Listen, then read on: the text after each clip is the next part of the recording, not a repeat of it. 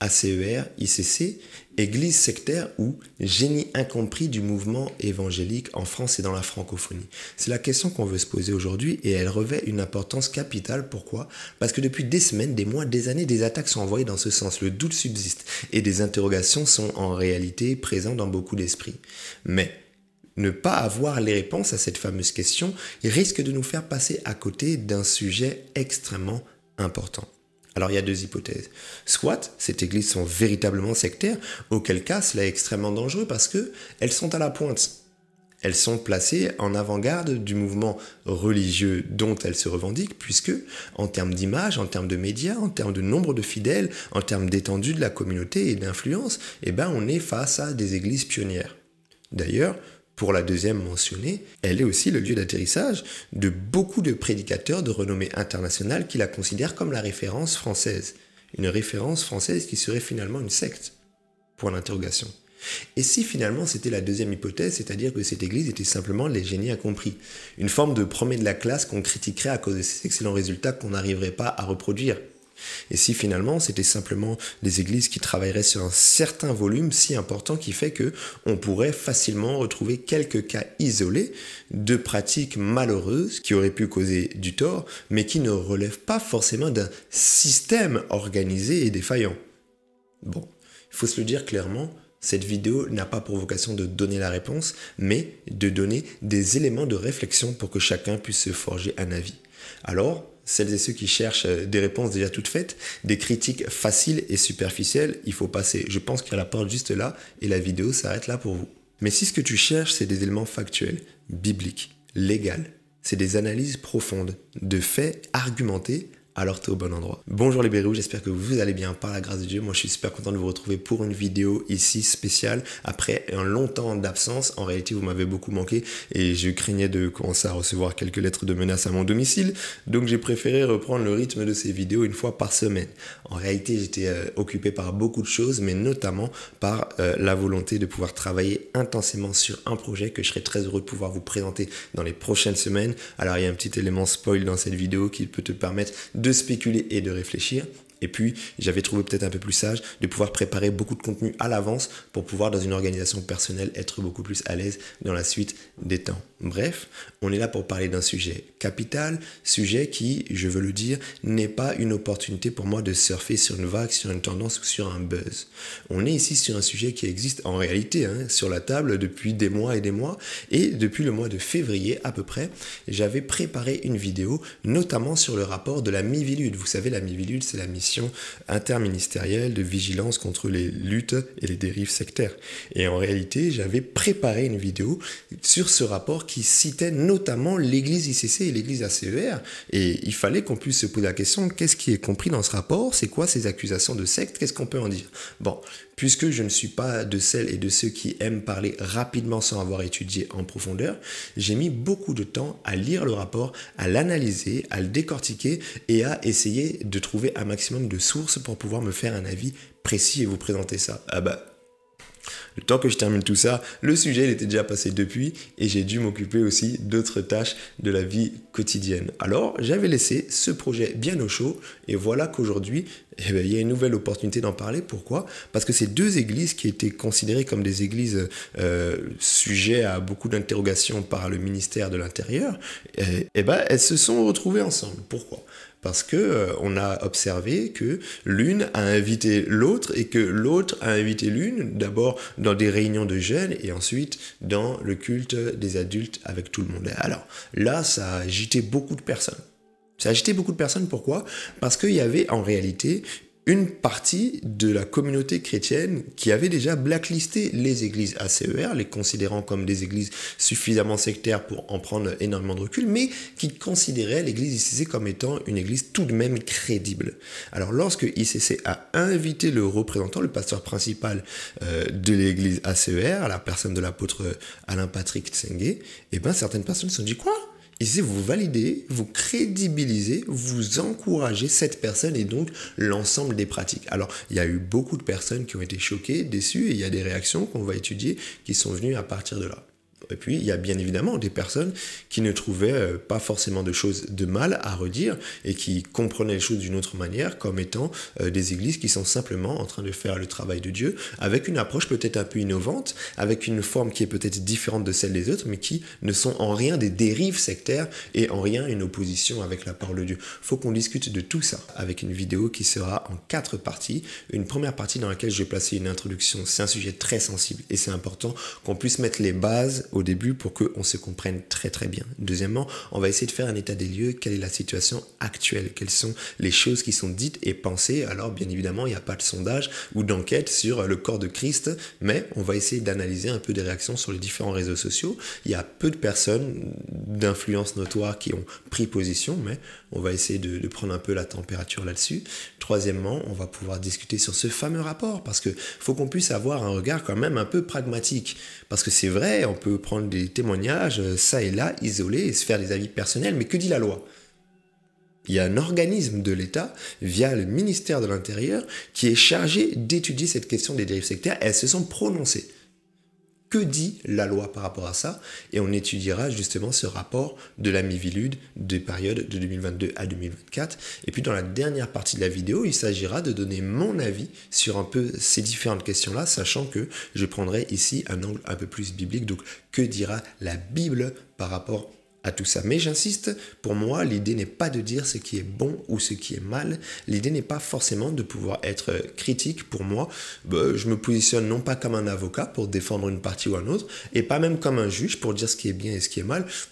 J'aurais l'orgueil de me considérer peut-être comme le Conseil constitutionnel pour essayer d'étudier les affaires qui font débat même après un jugement et essayer d'étudier que disent les textes de loi. Vous savez, le Conseil constitutionnel, on peut le saisir lorsqu'on a l'impression que la loi, elle a été mal appliquée, ou lorsqu'il y a un jugement qui peut faire débat, ou un peu la Cour de cassation qui est aussi une juridiction supérieure qui vient après des jugements pour essayer de voir si la règle de droit appliquée est bien appropriée. Moi, je vais juste essayer d'être dans cette approche-là, d'accord, d'essayer de nous dire, selon moi, est-ce que les attaques, elles sont valables? Et est-ce que les argumentaires de défense, ils sont valables? Est-ce qu'ils sont appuyés sur la pensée de la loi ou la pensée de la Bible? C'est simplement ça. Alors, je veux dire, je ne suis pas en train de sous-entendre qu'il ne faut pas dénoncer ou qu'il ne faut pas critiquer les abus. Je dis juste que c'est la posture que je décide de prendre sur cette chaîne YouTube, qui est d'ailleurs la mienne et pas la vôtre. Mais je suis dans une situation assez délicate dans laquelle je sais que cette vidéo risque de ne plaire à personne. Elle risque de plaire à personne. Pourquoi? Parce que les personnes qui défendront ces églises pourraient me reprocher le fait d'avoir mis en lumière des faiblesses dans leur argumentaire et d'avoir valorisé ou écouté, accordé quand même un peu d'intérêt à des critiques qui sont faites à leur rencontre. Et je pourrais me faire lapider par ces personnes-là, ou peut-être que certains d'entre eux sont tellement renfermés dans leur vision des choses qu'ils n'en ont rien à faire de ce qui est dit et ne se remettent pas en question. Je ferme la parenthèse. Et puis, il y a d'autres personnes qui, elles, sont très hostiles à ce qui est fait dans ces assemblées, dans ces communautés, et qui disent que, en fait, toute personne qui a l'opportunité de parler ou pour dénoncer devrait le faire, et devrait le faire avec beaucoup de virulence. Pourquoi? Parce que sinon, ça voudrait dire être complice d'un système. Et ces personnes-là, à la fin de ma vidéo, pourraient aussi être frustrées en disant « Ouais, mais Samuel, la réalité, c'est que on a l'impression que tu penses plus de choses que ce que tu as dit, t'as pas tout dit. T'as pas été assez virulent, t'as arrondi les angles, t'as nuancé. » Alors, je pense que dans une lutte, il faut de tout. Il faut des modérés, il faut des extrémistes. Il faut des personnes qui cherchent à faire changer les choses en étant dans un système, et il faut des gens qui essayent de faire changer les choses depuis l'extérieur du système. Alors moi, j'ai cette casquette assez particulière. J'en parle très peu sur cette chaîne parce que j'ai envie de vraiment dissocier les choses, mais j'ai la particularité d'être une personne qui est aussi en responsabilité dans une église locale et dans une église évangélique. Vous voyez, ce type d'église qui fonctionne plus ou moins de manière similaire à les églises qu'on a mentionnées tout à l'heure. Alors, j'ai été en contact avec certaines personnes des églises mentionnées, et c'est important de toujours situer d'où on parle. Donc moi, je dois avoir la transparence de dire aussi que j'ai fréquenté l'église ICC pendant des années, pendant mon enfance. J'en garde un souvenir particulier. J'ai fréquenté ces églises. Je connais aujourd'hui des personnes avec qui je suis en contact plus ou moins régulièrement, de près ou de loin, et qui sont là-bas, ok? Qui sont là-bas épanouis, ou qui sont là-bas dans un état discutable. Et puis, en tant que responsable d'un groupe de jeunes, depuis quelques années, j'ai aussi été confronté à des personnes qui m'ont approché pour me partager leurs témoignages. leurs témoignages, par exemple, de ce qu'ils ont pu vivre dans l'une ou l'autre des églises, et sur certaines choses qui peuvent être considérées comme des pratiques aussi très discutables, qui ont eu à avoir des effets assez négatifs dans leur vie. Bon, est-ce que ça fait de moi un homme partial, parce que j'ai été à ICC, voudrais-je défendre ICC outre mesure ? Voudrais-je critiquer ACER outre mesure à cause de mes expériences personnelles? Je vais tenter de rester le plus impartial possible pour que cette vidéo ait véritablement une pertinence.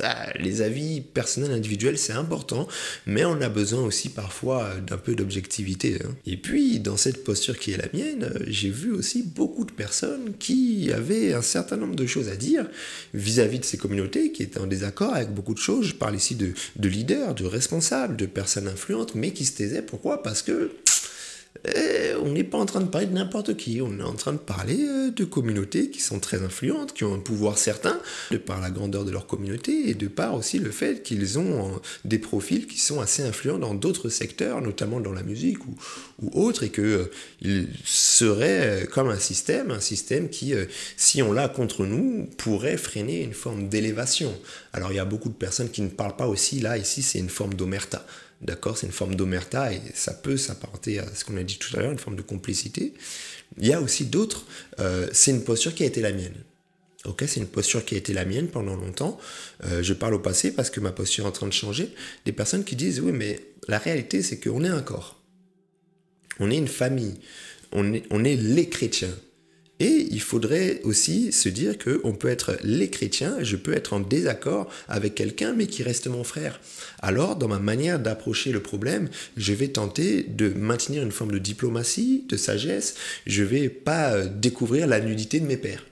Et certaines personnes peuvent être considérées comme des pères dans le mouvement chrétien, des personnes qui sont de la famille, du groupe religieux auquel nous appartenons. Et donc, il faudrait certes réussir à faire bouger les lignes, mais sans non plus trop exposer les choses au grand jour pour ne pas montrer au contraire une division qui serait contre-productive sur le champ missionnaire. Mais les limites en fait de ce schéma de réflexion, c'est qu'à un moment donné, on risque de se retrouver dans une situation où on a laissé passer des choses qui sont extrêmement graves et qui sont extrêmement dangereuses. Alors je vais à l'extrême et je vais directement parler de l'Église catholique, où en réalité beaucoup de choses étaient sues concernant des abus sur mineurs, mais dans une volonté de protéger, dans une volonté de ne pas exposer, dans une volonté et ben on s'est retrouvé à couvrir des atrocités et des choses extrêmement graves.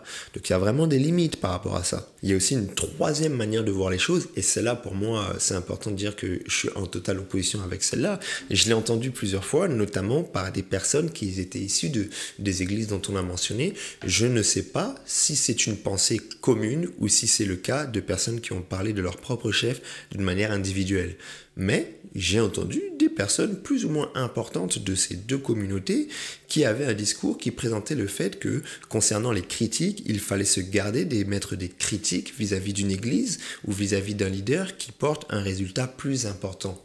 Et qu'il fallait plutôt s'asseoir, réfléchir comment est-ce que je peux faire pour réussir à porter déjà le même résultat avant de me permettre de critiquer. Et même que ça serait une forme de folie de pouvoir émettre des critiques vis-à-vis de personnes qui ont gagné plus d'âmes, qui ont fait plus de miracles, qui prophétisent davantage, etc., etc. Bon.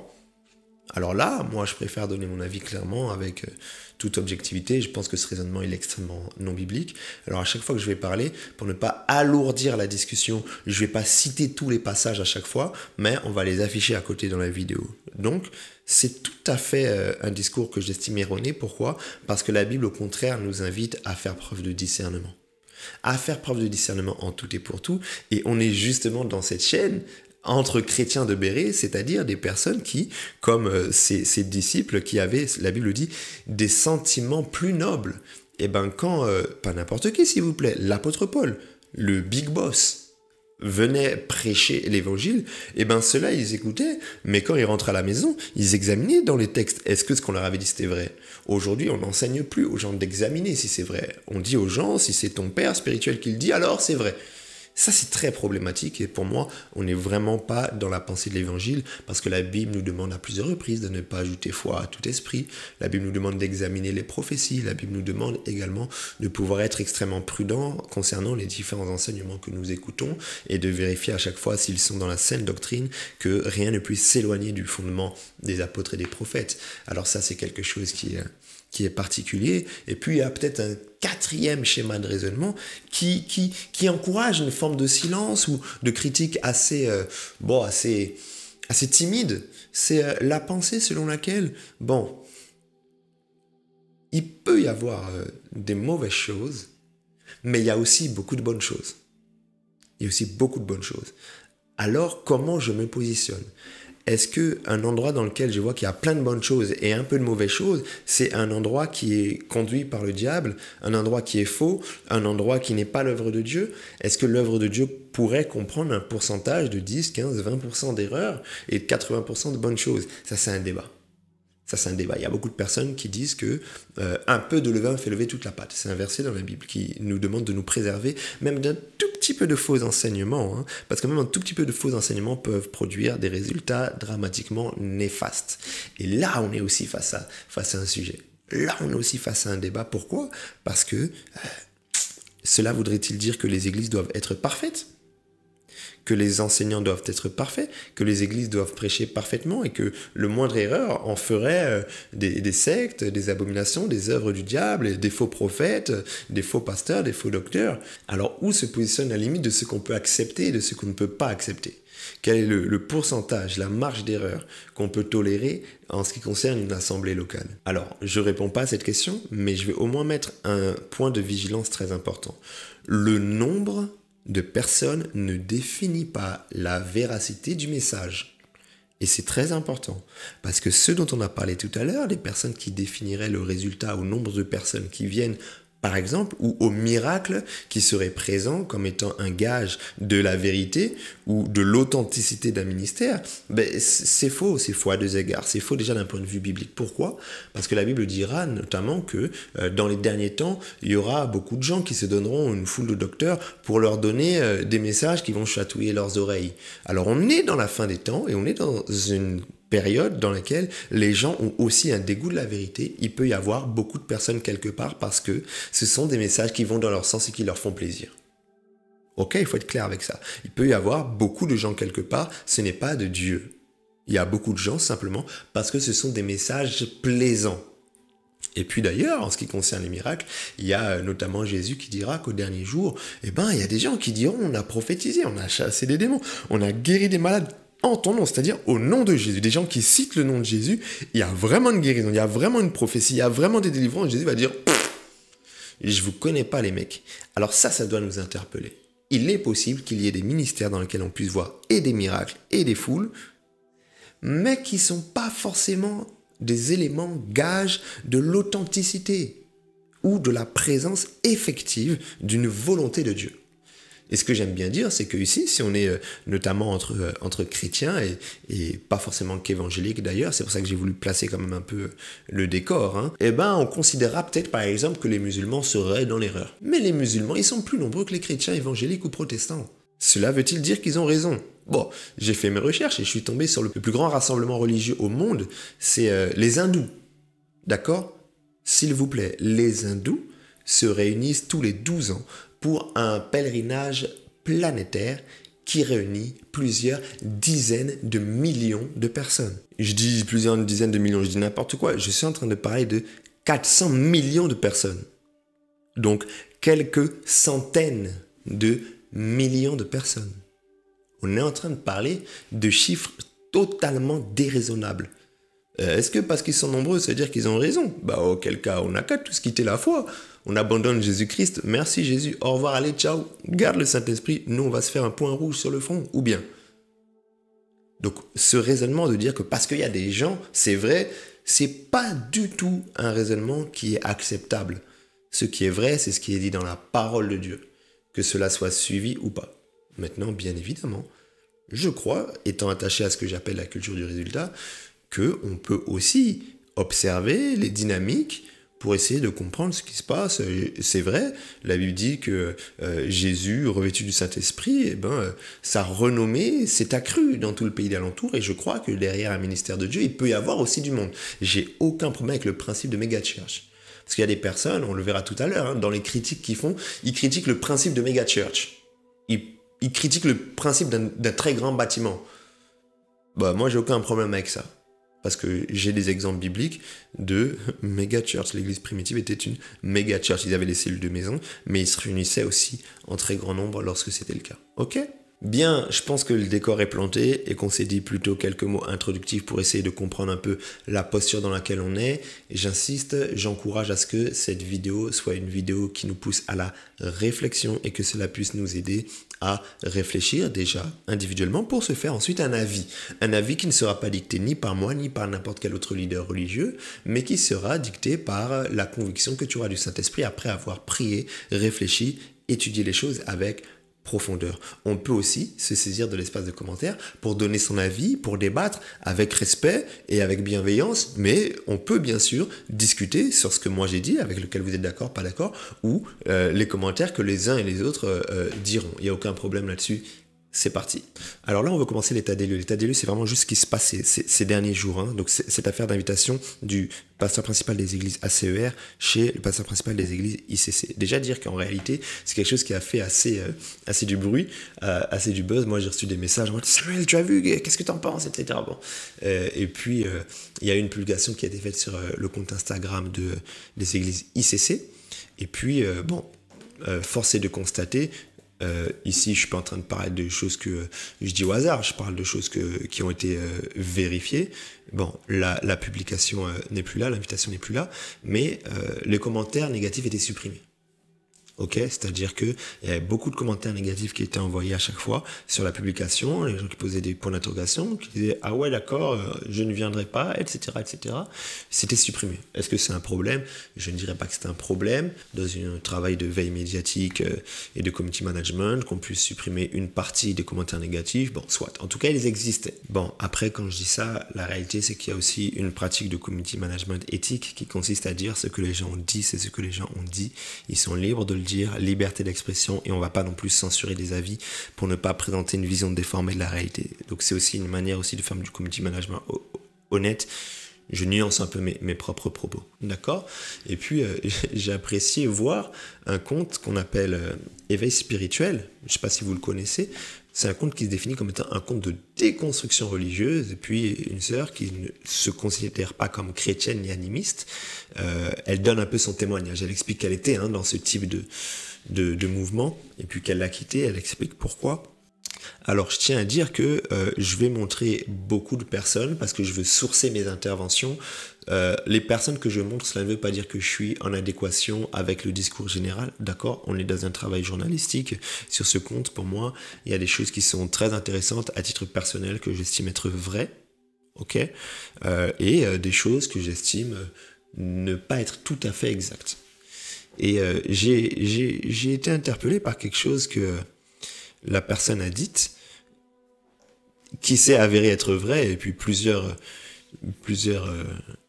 personnes avaient aussi cette réflexion en amont.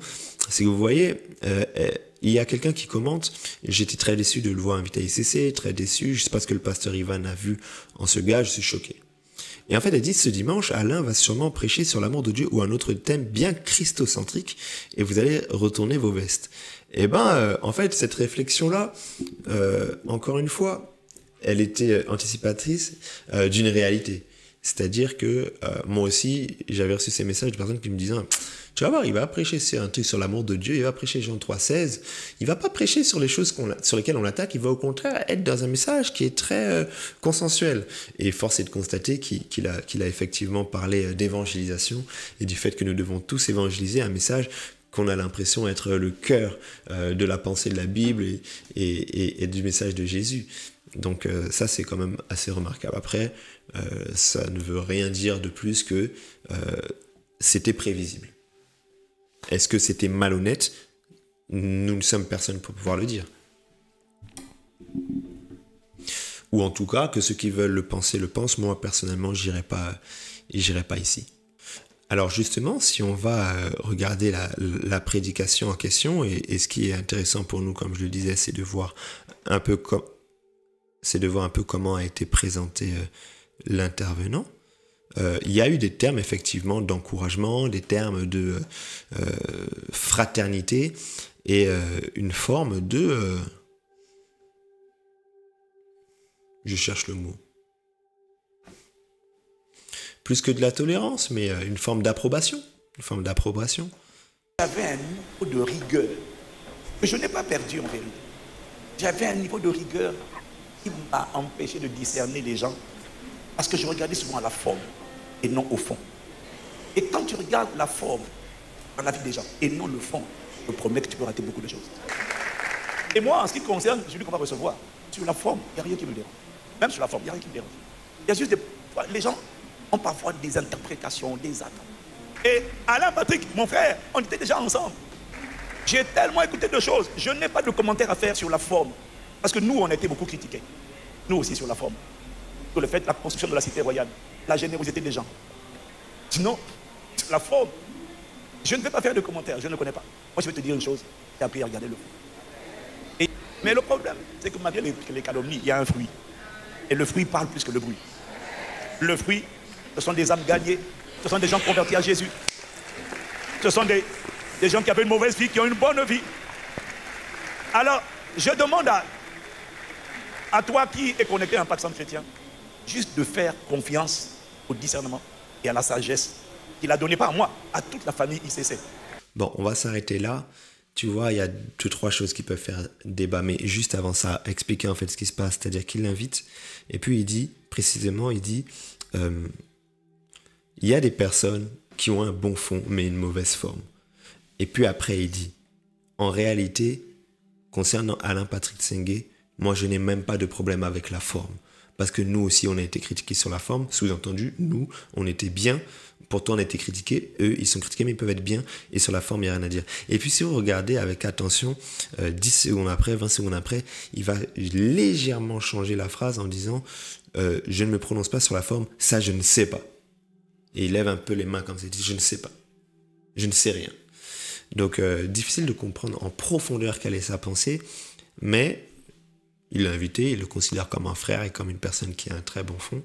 Alors, et puis après, il dit, voilà, faire confiance au discernement, pas de lui, mais de la famille CC. Or, il y a eu des critiques dans la famille CC, d'accord, je ne vais pas aller en détail là-dessus parce que je ne peux pas parler de choses qui me concernent pas, si je ne peux pas présenter les sources, mais il y a eu des critiques en interne à ICC. Hein. Ce n'est pas tout ICC qui a été d'accord avec ça, mais alors pas du tout. D'accord, le pourcentage, je l'ignore, mais il y a eu des voix dissonantes hein, par rapport à ça. Il dit discernement, faire confiance au discernement de la famille. Donc, c'est difficile bibliquement de présenter une notion de discernement collectif. Le discernement, il est individuel. Il aurait plutôt fallu donner les éléments aux gens pour se positionner et se faire un avis personnel. Alors maintenant, la question, c'est pourquoi ça a dérangé? Parce que là, moi, je ne donne pas encore mon avis sur l'authenticité du ministère de l'invité. Je présente les choses et je dis ça a beaucoup dérangé certaines personnes, pas tout le monde. Vous voyez la salle, elle est pleine. Hein, et il y a des gens qui étaient en train de pousser des cris de joie. Faut être très clair aussi avec ça, sur le fait qu'il y a un débat qui existe. Tout le monde n'est pas contre ACER, c'est une grande église. C'est une église où il y a des gens qui viennent régulièrement. Et puis là, on est à 45 000 vues. Ok, donc c'est un débat. Alors aussi, une chose que je veux dire, c'est que il y a du fruit. Bon, j'en ai parlé tout à l'heure. Le fruit, les âmes sauvées, les âmes gagnées. C'est une réflexion personnelle. Moi, j'ai beaucoup évolué. C'est une réflexion personnelle. Moi, j'ai beaucoup évolué dans ma posture ces derniers temps pour pouvoir au final dire que je ne pense pas que toutes les personnes qui sont dans des églises soient converties, que toutes les personnes qui sont dans des églises soient sauvées. Je crois que il y a un besoin de sentiment d'appartenance. La pyramide de Maslow l'exprime suffisamment bien. Je crois qu'il y a un besoin d'espoir. Les statistiques montrent qu'aujourd'hui, la population, par exemple en France, est en proie à un certain nombre de difficultés. Les problématiques d'ordre intérieur, que ce soit de solitude, de sentiments dépressifs, de pensées suicidaires sont en explosion. Et je crois qu'il y a beaucoup de phénomènes, le développement personnel, beaucoup de phénomènes qui font que certaines personnes peuvent se retrouver dans des églises et être régulières dans des églises sans être véritablement converties et chrétiennes au sens biblique du terme. Tu vois, je pense qu'une église peut avoir beaucoup de personnes, mais qu'elle n'est pas forcément remplie de disciples. Ok ? Mais encore une fois, j'ai aucun problème avec le principe de méga church. Alors pourquoi ça a dérangé les gens? Voyons. Qu'est-ce que certains pensent quand ils voient Alain Patrick Sengue? Lorsqu'ils entendent Alain Patrick Sengue, ils ont une image. ils ont des images qui leur reviennent, de choses qu'ils ont vues sur les réseaux sociaux qui les ont dérangés. On va essayer de voir qu'est-ce qui a dérangé certaines personnes, quelles sont les vidéos au cœur d'une forme de polémique ou de contestation. Il y en a plusieurs en réalité, d'accord? Mais bien évidemment, par souci d'un travail journalistique exhaustif, on écoutera aussi les réponses de l'ACER qui a répondu bien évidemment à tout ça. Alors, si on va sur TikTok et qu'on marque ACER, bon, force est de constater, moi je ne suis pas connecté ici sur TikTok, donc c'est vraiment quelque chose d'authentique et de neutre. On voit tout de suite ACER polémique, d'accord? Parce qu'effectivement, aujourd'hui, la e-réputation, c'est particulier. Alors, bon, écoute, paf. Car vous êtes un voleur de dîmes. Si dans les jours qui viennent, mon frère, tu arrives à trouver le sommeil, tu comprends ça? C'est que je ne suis pas un homme de Dieu. Je te dis, tu vas venir te repentir de tes histoires que tu es en train de dire. Il y a homme de Dieu et homme de Dieu. Tu vas m'écrire en privé pour venir me demander pardon. Il y a des personnes qui se sont déjà attaquées à moi, qui ont eu des sérieux et des graves problèmes. Si les personnes qui veulent rallonger la liste, vous pouvez toujours rallonger la liste. Je n'ai pas de problème avec ça. C'est Dieu qui m'a mandaté. J'ai dit, moi, je me prononce pas. Je donnerai mon avis d'un point de vue biblique sur certaines choses à la fin de la vidéo. Faut rester jusqu'à la fin. Là, je t'explique juste qu'est-ce que certains ont vu sur ACER qui font qu'aujourd'hui, il y a des formes de critiques. Par les compassions de Dieu, sème ça. Sème à l'église, prends l'enveloppe évangile, tu dis mets dedans. Au moment où je te parle, même à la fin du prime, cours au distributeur ou bien demain, enregistre sur ton téléphone à tout prix que tu dois faire le chèque pour déposer la semence. Parfois, tu n'as que ça sur ton compte, les 10 000 euros, peut-être tu as fait des calculs. Mais ce sont ces 10 000 euros là que tu dois donner. C'est une semence sacrificielle. Isaac était le seul fils pour le moment pour Abraham. Mais Dieu lui a dit de donner. Celui qui sème avec l'âme récolte avec chant d'allégresse. Et j'aimerais te dire que si ça te fait mal, il y a une promesse pour toi. Tu vas récolter avec chant d'allégresse. Si tu sens que c'est difficile pour toi de donner ce qui vient de rentrer parce que tu as des défis, parce que tu as des dépenses, donne-les parce que le Seigneur prévoit une récolte. Le Seigneur m'a visité, le Seigneur m'a dit, il m'a clairement dit, sors de ta zone de confort. À cette campagne, je veux que le peuple me donne plus de 500 000 euros. J'ai dit, waouh, 500 000 euros. Dès l'instant où il m'a adressé cette parole, j'ai eu une assurance inébranlable qui est née dans mon cœur. Et quelqu'un de façon prophétique m'a appelé, il m'a dit, Pasteur Alain Patrick, Dieu à cette campagne va te donner 500 000 euros et même plus pour te prouver qu'il est avec toi. Le Seigneur m'a visité, le Seigneur m'a dit... J'ai perdu 1000 euros au total, mais je sais qu'il y a des personnes qui ont perdu bien plus que moi. Je sais qu'il y a des personnes qui ont vécu bien pire que moi. Et avec ma soeur, on a compris que c'était un point de non-retour quand la moitié du discours des personnes qui prêchaient, c'était par rapport à l'argent. Donnez votre argent pour que notre église s'agrandisse. Donnez votre argent, donnez votre argent. Avec ma soeur, à ce moment-là, on a compris. J'ai donné énormément de temps et surtout énormément d'argent à cette église. On te compare constamment aux autres, de sorte à ce que tu puisses donner plus de ta personne, plus de ton énergie et plus de ton argent, encore une fois. Il s'est passé tellement de fois où ce responsable, il a profité de son statut pour demander des cadeaux, pour manipuler les autres en disant, regarde, t'as vu cette personne, elle m'a acheté ça. Pourquoi toi tu me fais pas ça? Pourquoi tu me fais pas des offrandes? Ce responsable est un énorme manipulateur. L'église en elle-même. Les responsables sont manipulateurs, sont humiliants, te font passer comme des merdes et c'est normal d'être des merdes parce que sous prétexte que ces personnes-là ont aussi vécu ça avec les personnes au-dessus d'eux. Donc il y a ce combo totalement mortel où il y a cette notion d'argent, tu dois donner tout ton argent parce qu'à partir de maintenant c'est ta famille, où tu as le droit d'être totalement humilié. Le message que je veux faire passer auprès surtout des jeunes personnes, même des personnes qui ont des doutes par rapport à cette église, les personnes qui sont encore dans cette église mais qui osent pas se poser les bonnes questions. Je veux juste dire à ces personnes qu'elles sont pas seules. Ce qui se passe dans cette église, ce n'est pas normal. Vivre de l'humiliation, c'est pas normal. Donner son argent à des personnes. J'ai l'habitude de dire que votre argent, c'est votre vie. Yes. Votre argent, c'est votre vie. Pourquoi? Parce que votre argent, c'est le fruit de votre travail. Yes. Et votre travail engendre de la sueur. Et si Jésus a Gethsemane, la sueur de Jésus s'est transformée en Le sang, sang. c'est la vie. Donc nous savons que le sang, c'est la vie. Donc ça veut dire que votre argent, c'est votre vie. Donc si vous voulez donner votre vie à Dieu, il faut aussi donner votre argent à Dieu. Les milliardaires comprennent mieux Dieu que les pauvres. Donc en quoi Jésus va-t-il se faire pauvre? Jamais. Un milliardaire comprend mieux Dieu que toi. Pourquoi? Parce qu'un milliardaire vit dans la sphère du le manque n'existe pas. Et ça, c'est la sphère de Dieu. Dieu n'a besoin de rien. Notre Dieu est plus un Dieu de riches qu'un Dieu de pauvres. Vous lisez dans la parole de Dieu, il ne s'identifie jamais aux pauvres. Jamais. Notre Dieu là, il te veut riche, pas un peu. Il te veut extrêmement riche. Alléluia. Et c'est la Bible qui le dit, c'est pas moi. Les milliardaires comprennent. Ça se débat. Bibliquement, ça se débat. À tout à l'heure. Parce que l'Esprit de Dieu me dit qu'il y a quelqu'un qui doit donner 1000 euros. En fait, je crois que beaucoup de gens n'imaginent pas le mystère, la percée qu'il y a autour d'une offrande de 1000 euros. Moi, je vous dis que moi, ma vie financière a changé quand j'ai dépassé le cap des offrandes de 1000 euros. Quand j'ai pu faire une offrande de 1000 euros. Parce que c'est important d'identifier le coût de vie, vous comprenez, de l'environnement dans lequel vous êtes en fait. 1000 euros ici en France, ça commence à devenir un sacré montant. Mais c'est un montant qui brise une barrière et une muraille qui va amener une percée. Les gens n'imaginent pas en fait que vous devez passer ce cap-là en fait. Vous ne devez pas rester dans les offrandes de 300, de 400, de 500, c'est bien ces offrandes-là. Mais passez le cap, cassez la muraille, passez le cap, vous allez voir là où ça va vous amener. Restez pas là. Le Fada parlait de quelqu'un dans l'église primitive qui allait vendre leurs biens, ou je crois une histoire comme ça. Il y a une jeune fille à l'église qui a 13 ans.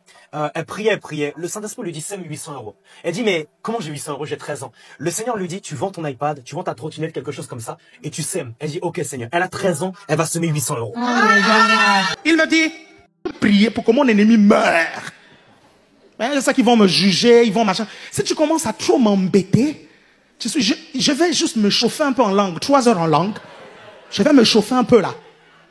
Et quand j'arrive, je libère. Et le même ange qui a tué les Égyptiens à l'époque de Moïse, c'est lui qui va venir cogner à ta porte. Je suis venu te chercher pour t'amener en enfer. Le Saint-Esprit m'a dit que je devrais prendre le chemin A. Ton père spirituel te dit non, c'est pas le moment. En fait, tu dois d'abord écouter la voix de ton père spirituel. Parce que tu peux te tromper. Amen. Des fois, tu peux recevoir cette parole avec feu, avec zèle. Tu te dis non, c'est le Saint-Esprit qui m'a dit de quitter l'église. Le Saint-Esprit m'a dit ma saison est finie. Je vais peut-être te choquer. Cette voix que tu crois avoir entendue du Saint-Esprit, tu dois la désobéir, écouter la voix de ton père spirituel. Beaucoup de chrétiens seront dégoûtés quand ils arriveront au ciel. Ils seront dégoûtés lorsqu'ils découvriront que sur la terre, ils auraient pu vivre dans une belle villa. Ils seront dégoûtés. Vous suivez? De savoir que le ciel aurait voulu qu'ils roulent dans une Lamborghini. Quelqu'un m'a dit, ils seront dégoûtés. Pourquoi? Parce qu'ici sur la terre, ils ont combattu cela. Oh, hey, ça commence. Ça commence.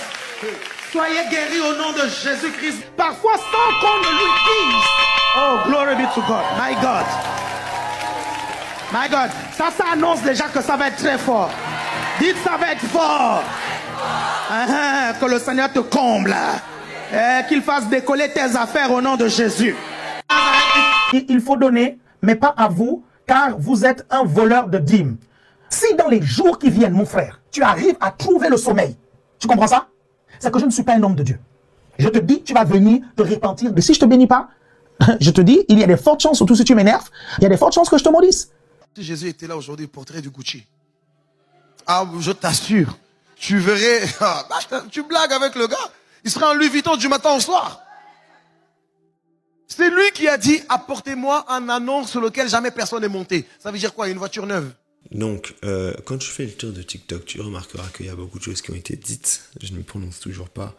Je précise juste que ce sont des extraits et qu'il faut faire très attention lorsqu'il y a des extraits parce que les extraits hors de leur contexte peuvent traduire un déséquilibre qui n'était pas présent dans un discours pris dans sa globalité. Et donc sur TikTok, on est beaucoup sur des questions liées à l'argent, mais il y a aussi sur d'autres réseaux sociaux des discours contre cette église-là qui sont sur d'autres ordres, d'ordre managérial notamment, et justement sur le fameux sujet d'emprise sectaire, de couper des gens de leur famille, etc., etc. Il y a une vidéo qui avait beaucoup tourné il y a 3 ans déjà. Bah, le temps dira si c'était une lanceuse d'alerte ou si c'était simplement un avis isolé. Je sais avoir vu cette vidéo à l'époque. Quand j'étais là-bas, je devais faire à manger, et parfois la table, et la vaisselle, et tout, tralala. Comment faire tout ça quand tu es en réunion H24 en Zoom? Et en plus, c'est des réunions où tu dois activer la caméra, tu dois parler, tu dois prier, tu dois... Comment? Quand on étudiera le rapport du ministère de l'Intérieur, on voit qu'ils se sont prononcés sur le nombre de réunions en semaine et des réunions les soirs concernant le fonctionnement des églises évangéliques. Adresser à lui, de se comporter face à lui, mais ça frôle l'idolâtrie. Vraiment, ça frôle un tout petit peu. Après bon, je suis personne pour juger, hein, mais ça frôle. Moi, je trouvais qu'il y avait vraiment un culte de la personnalité incroyable. Pour lier ça et l'argent, et le fait qu'ils aimaient trop l'argent là-bas, les hommes de Dieu. Un jour, c'était l'anniversaire de l'apôtre. Je vais mettre le screen si je le retrouve ici. Si je le retrouve pas, je suis désolée. Mais en gros, c'était son anniversaire. Ils ont envoyé une liste. Il y avait écrit argent, argent, argent, argent, argent. Des emojis argent avec des parfums, etc. En plus, des parfums, ils puaient. Bref, tu vois ça, tu te dis, tout ça pour lui. Tout ça pour lui. Lui, c'est qui? Même vos darons, vous leur faites pas des cadeaux comme ça, mais à lui, on va lui faire. Il y a tellement de choses à dire. Je sais pas si j'aurai le temps de tout dire, mais je vais essayer de raccourcir ces choses-là. Parce que vraiment, il y a trop de choses à dire. Vraiment. Voilà, pour le manque de liberté d'expression. Ensuite, je pourrais dire qu'il y a aussi l'enfermement social, dans le sens où tu n'as le droit de ne rien faire qui ne concerne pas l'église. Les amis, t'en as beaucoup moins qui sont en dehors de l'église. L'activité, la famille, beaucoup moins qui ne concernent pas l'église. Et ça, c'est considéré comme normal. Ta vie, ça devient l'église. Ta vie, tes amis, ton travail, limite, ça devient l'église. Alors, face à toutes ces accusations, il y a eu aussi une réponse, logiquement, de ACER, que je nous propose de voir. Bon, soyons clairs, ils ont changé leur posture et leur fusil d'épaule dans la suite. Mais l'un des phénomènes qui a pris place en termes de réponse, c'est celui-ci. ACER, c'est sucré. Plus tu mets dans la sauce, plus c'est bon dans la bouche. ACER, c'est sucré. Plus tu mets dans la sauce, plus c'est bon dans la bouche. ACER, c'est sucré. ACER, c'est sucré. ACER, c'est sucré. ACER, c'est sucré. ACER, c'est sucré. ACER, c'est sucré. ACER, c'est sucré. ACER, c'est sucré. ACER, c'est sucré. ACER, c'est sucré. ACER, c'est sucré. ACER, c'est sucré. Plus tu mets dans la sauce, plus c'est bon dans la bouche. Bon, j'avoue, j'ai esquissé un petit sourire.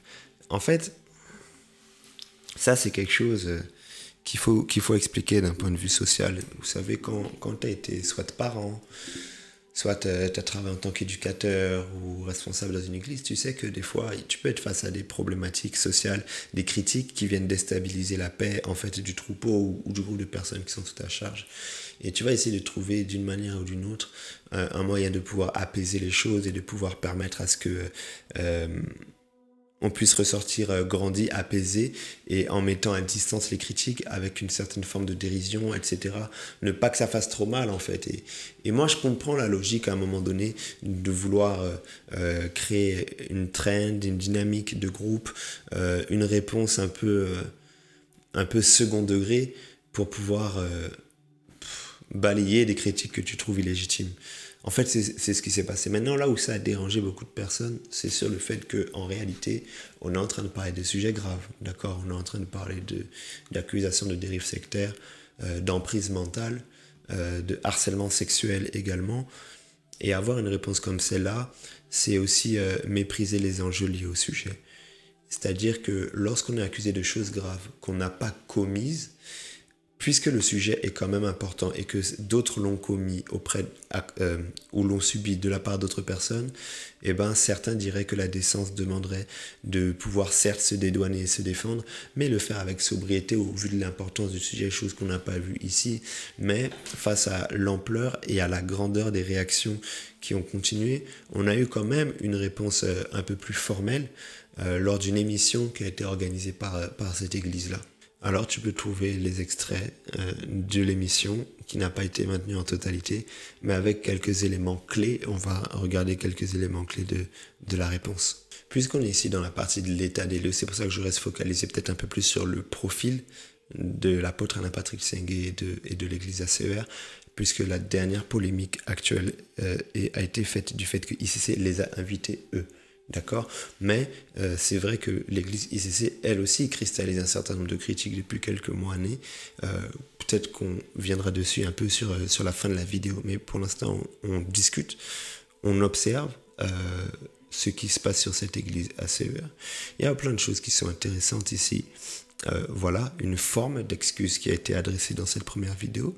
Dans cette deuxième vidéo, le sujet de la lucidité sur les réseaux sociaux, qui est un sujet vrai. Moi, je vous fais le résumé et après, tous les liens, de toute manière, sont mis dans la description de la vidéo. ici, on est en train de parler de la lucidité sur les réseaux sociaux, c'est-à-dire le fait qu'il faut faire attention parce que tout ce qui est dit sur les réseaux sociaux n'est pas forcément vrai. Moi, je suis d'accord avec cet argument. Bien sûr, tout ce qui est dit sur les réseaux sociaux n'est pas forcément vrai. Un témoignage isolé peut être déformé, il faut le dire. Un court extrait peut être utilisé hors contexte et donc détourné de sa pensée globale. Et il est aussi dit que des fois, s'il y a une accusation formelle auprès d'un tribunal compétent, le tribunal pourrait avoir statué une relaxe, hein, mais les réseaux sociaux continueront à considérer que quelqu'un est coupable. C'est de ça qu'il s'agit ici. Ici, c'est un démenti sur les accusations de baptême payant, etc. Moi, je voudrais peut-être regarder sur cette vidéo-là. D'accord ? En fait, il faut que les gens arrêtent de faire passer les chrétiens pour des gens qui ne réfléchissent pas. On ne peut pas donner... on ne peut pas donner au-delà de ce qu'on a. Donc, on ne peut pas... c'est pas responsable d'encourager des gens à aller s'endetter pour venir donner à Dieu. C'est pas du tout dans nos pratiques, mais pas du tout. Voilà. Mais du coup, Pasteur Aïda, moi j'avais une question. Est-ce que l'Église a intérêt à ce que les membres de sa communauté s'endettent? Si on donne comme argument que le but c'est voilà, de dépouiller les gens, mais est-ce qu'on a un réel intérêt vraiment à le faire? Mais non, on n'a pas d'intérêt à ce que les gens s'endettent. On ne peut pas prêcher que le Seigneur veut que nous soyons dans la prospérité, à l'aise financièrement, et puis en même temps demander aux gens d'aller s'endetter. Il faut comprendre que ce n'est pas comme le pasteur Yvon l'a dit, comme le pasteur Alice l'a dit, on ne prêche pas ces choses-là. Il y a peut-être des gens qui écoutent le message que nous prêchons parce que oui, nous croyons que donner à Dieu est biblique. Okay? Il y a peut-être des personnes qui écoutent ce que nous disons et qui vont après eux-mêmes s'endetter par leur propre volonté, mais on ne peut pas mettre ça à la charge en fait des pasteurs ou des responsables de dire que nous encourageons les gens à aller s'endetter. J'ai jamais entendu un message comme ça être prêché. Donc je pense que comme le pasteur Yvon l'a dit, à un moment donné, il faut qu'on arrête de penser que voilà, les pasteurs sont des gourous, veulent à tout prix de l'argent, donc ils doivent absolument demander à leurs brebis d'aller chercher de l'argent ici et là. Non, nous voulons que les enfants de Dieu soient bien, qu'ils aient des bonnes situations. Nous voulons vraiment qu'ils soient à l'aise de pouvoir servir le Seigneur. Et nous croyons que le fait qu'ils puissent être dans ces conditions-là contribue à l'avancée du royaume. Alors on ne prêche pas ça en fait. Oui, je voulais peut-être je vais essayer de revenir sur 2-3 points là-dessus. En disant qu'encore une fois, moi, vous savez, j'ai une posture où je travaille dans ce type de milieu. Donc j'ai quand même un regard où je sais un peu ce que je dis. Et je sais que cette réponse-là, quelques éléments de la réponse, c'est des choses que j'aurais pu moi-même dire aussi. Le fait de dire qu'il ne faut pas prendre les chrétiens pour des bêtes, les gens sont quand même sensés, ils réfléchissent, ils ne vont pas s'endetter. C'est quelque chose qu'on peut dire facilement, mais on étudiera ça. Et moi, j'étais moi-même remis en cause dans mon approche à travers le rapport du ministère de l'Intérieur. Parce que ce sujet, c'est un sujet dont on ne parle pas beaucoup, mais ce qu'on appelle l'emprise. L'emprise ou l'état de suggestion, c'est-à-dire un état dans lequel, oui, une personne est altérée dans son libre arbitre et ne se rend plus compte qu'elle est en train de poser des actions qui sont déraisonnables. Et c'est des choses qui existent. C'est vrai, les chrétiens, il ne faut pas les prendre pour des bêtes, mais il existe, et pas, s'il vous plaît, que dans le milieu chrétien, mais dans tout secteur confondu, des dérives sectaires dans lesquelles certaines personnes peuvent se retrouver dans un état dans lequel elles font des choses qui sont hors de sens. Et oui, cela s'explique par des fois des discours, des méthodes, des stratégies sectaires qui ont été utilisées par certains organismes. Et puis, en fait, je trouve ici qu'il y a aussi peut-être deux autres choses que je veux dire. Ce qui est particulier, c'est que l'Église ACER ici est en train de présenter par ses représentants et ses porte-paroles le fait qu'ils veulent que les gens soient bien aussi. Mais quand on regarde certains messages tirés de leur contexte, je dis bien tirés de leur contexte, que chacun fasse son travail d'écouter ensuite la totalité des enseignements de ACER, parce que c'est facile de critiquer un Shorts ou un TikTok, mais qui fait la démarche d'aller écouter en entier? Pas beaucoup de gens. Et bien lorsqu'on va écouter en entier, là, on a l'impression, c'est le cas aussi dans d'autres assemblées, notamment l'autre assemblée qu'on a citée, ICC, où on dit aux personnes, pour être bien, il faut d'abord que tu te sacrifies. Et ça, c'est ce qu'on a vu tout à l'heure. Je ne sais pas si c'était la même dame ou pas, avec l'apôtre Alain Patrick. Mais on était justement en train de dire, sacrifie ton Isaac. Sacrifie de ton nécessaire. Et ils ont dit littéralement, tu avais 10 000 euros, tu en avais besoin, mais donne-le. Donc oui, il y a quand même un discours de dire aux gens, on veut que tu sois bien, d'accord, on veut que tu sois prospère, on veut que tu sois épanoui, on veut que tu sois riche. Il a même parlé d'être milliardaire à un moment donné. Oui, mais le sujet c'est quoi? Le sujet c'est de dire aux gens, pour atteindre ce stade, tu dois te sacrifier, tu dois donner. Et c'est là où il y a un débat. Alors d'un point de vue biblique, encore une fois, on reviendra dessus peut-être à la fin de la vidéo, je pense que ça sera peut-être dans une autre. Moi je crois que le sujet du don, il est biblique.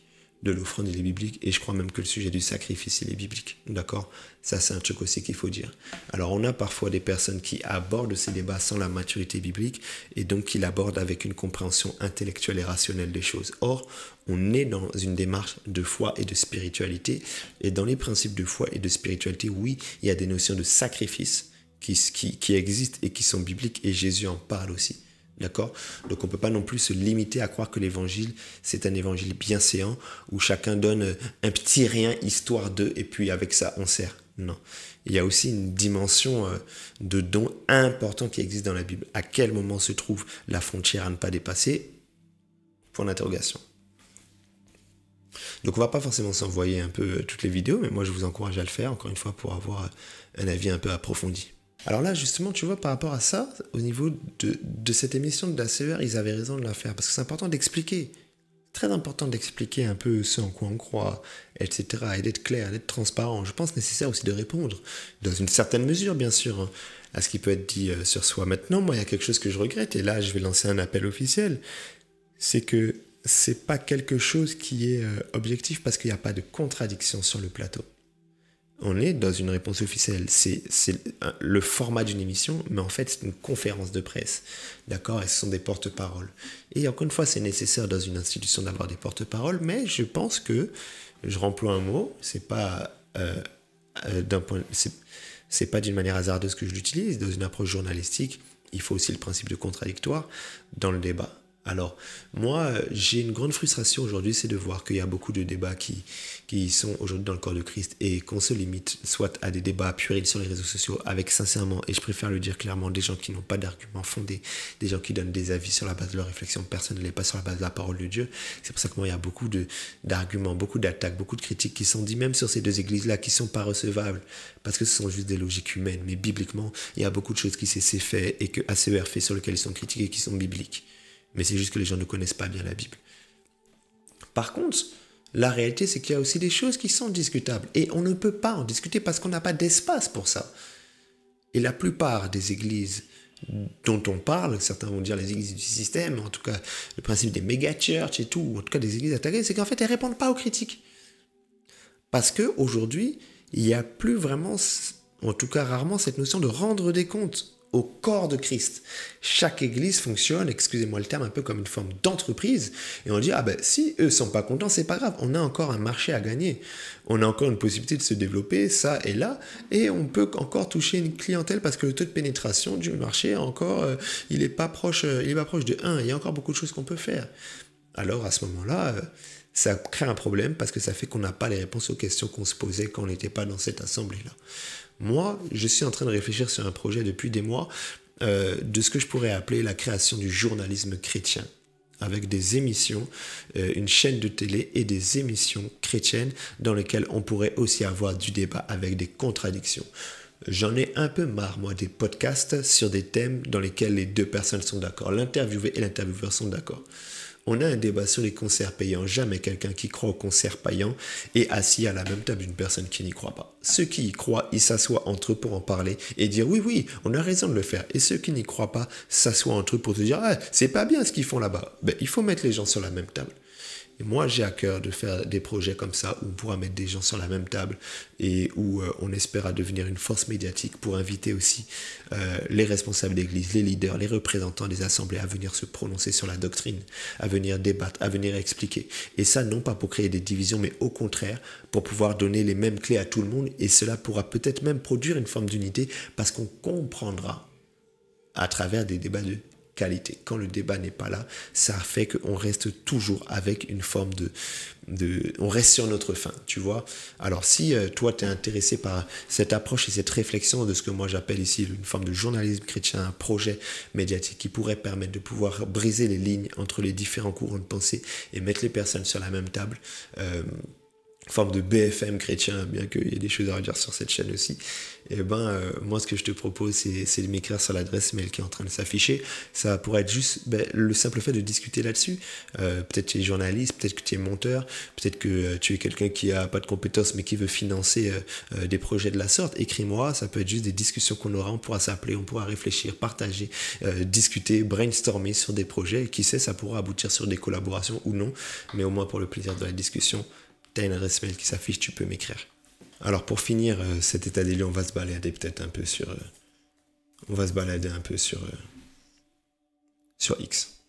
Bon, si on marque Église ICC, qu'est-ce qu'on trouve? Moi, j'ai pas regardé un peu en amont.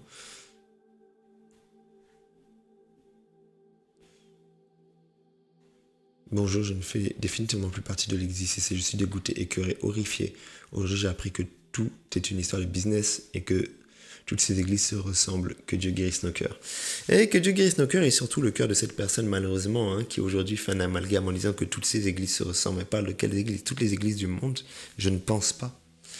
Dire qu'il y a un système, une harmonie dans des choses discutables, oui. Toutes les églises, je ne sais pas. Les amis, si vous n'arrivez pas à comprendre pourquoi les gens sont offusqués de l'invitation de Patrick Tsengue de l'église ACER à l'église, c'est qu'il y a un problème.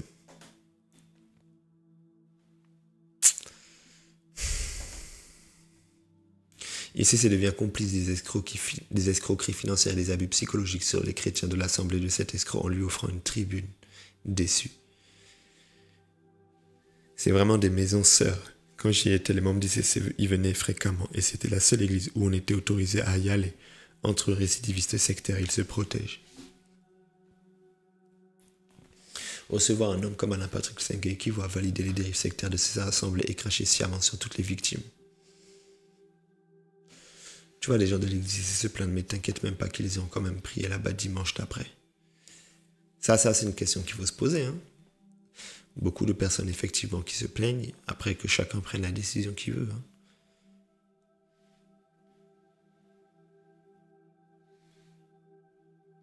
Alain Patrick Tsengue va prêcher à l'église, parla sûrement de l'amour de Dieu, de Jésus, de la croix, et bien sûr pas un mot sur l'argent. Selon moi, tout servira à redonner son image. Retenez ce tweet.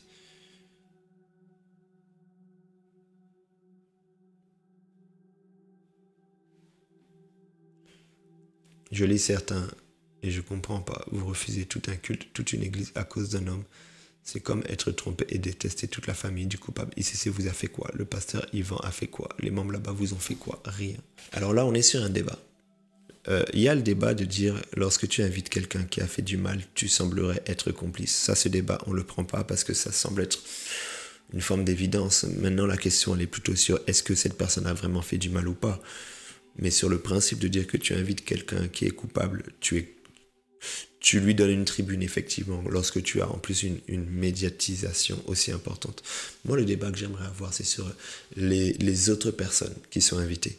Quelqu'un qui fait du bien, qui est invité à une église dans laquelle il y a des mauvaises choses, doit-elle y aller ou pas?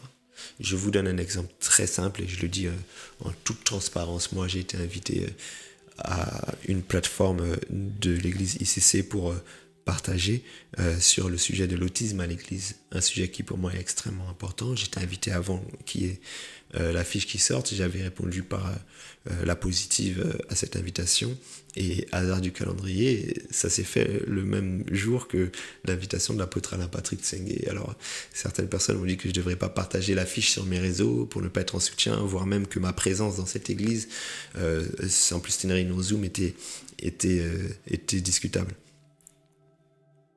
Et puis moi, j'ai sincèrement une réflexion où je me dis que quelqu'un est même allé plus loin. Il m'a dit, ouais, si un jour il y a un sorcier qui t'invite chez lui pour débattre, tu vas pas y aller. Et moi, je dis, moi j'y vais. Moi, il y a un sorcier qui m'invite, j'y vais parce que c'est une opportunité pour prêcher l'évangile et la Bible me dit de le faire en toutes circonstances, favorables ou non. Et pour moi, dans tout contexte, peu importe quelqu'un de n'importe quelle religion qui m'invite, ma réponse, spontané, c'est de dire que j'y vais. Ma réponse spontanée, c'est de dire que je suis invité pour parler d'un sujet qu'aucune église aborde. Si eux, ils l'abordent et que ça peut aider quelqu'un, let's go en fait. Si quelqu'un d'autre, pas moi seulement, s'estime être serviteur de Dieu, invité par une église, eh ben, qu'il y aille pour justement essayer d'apporter une part de vérité, essayer d'apporter un plus, un équilibre, vous voyez.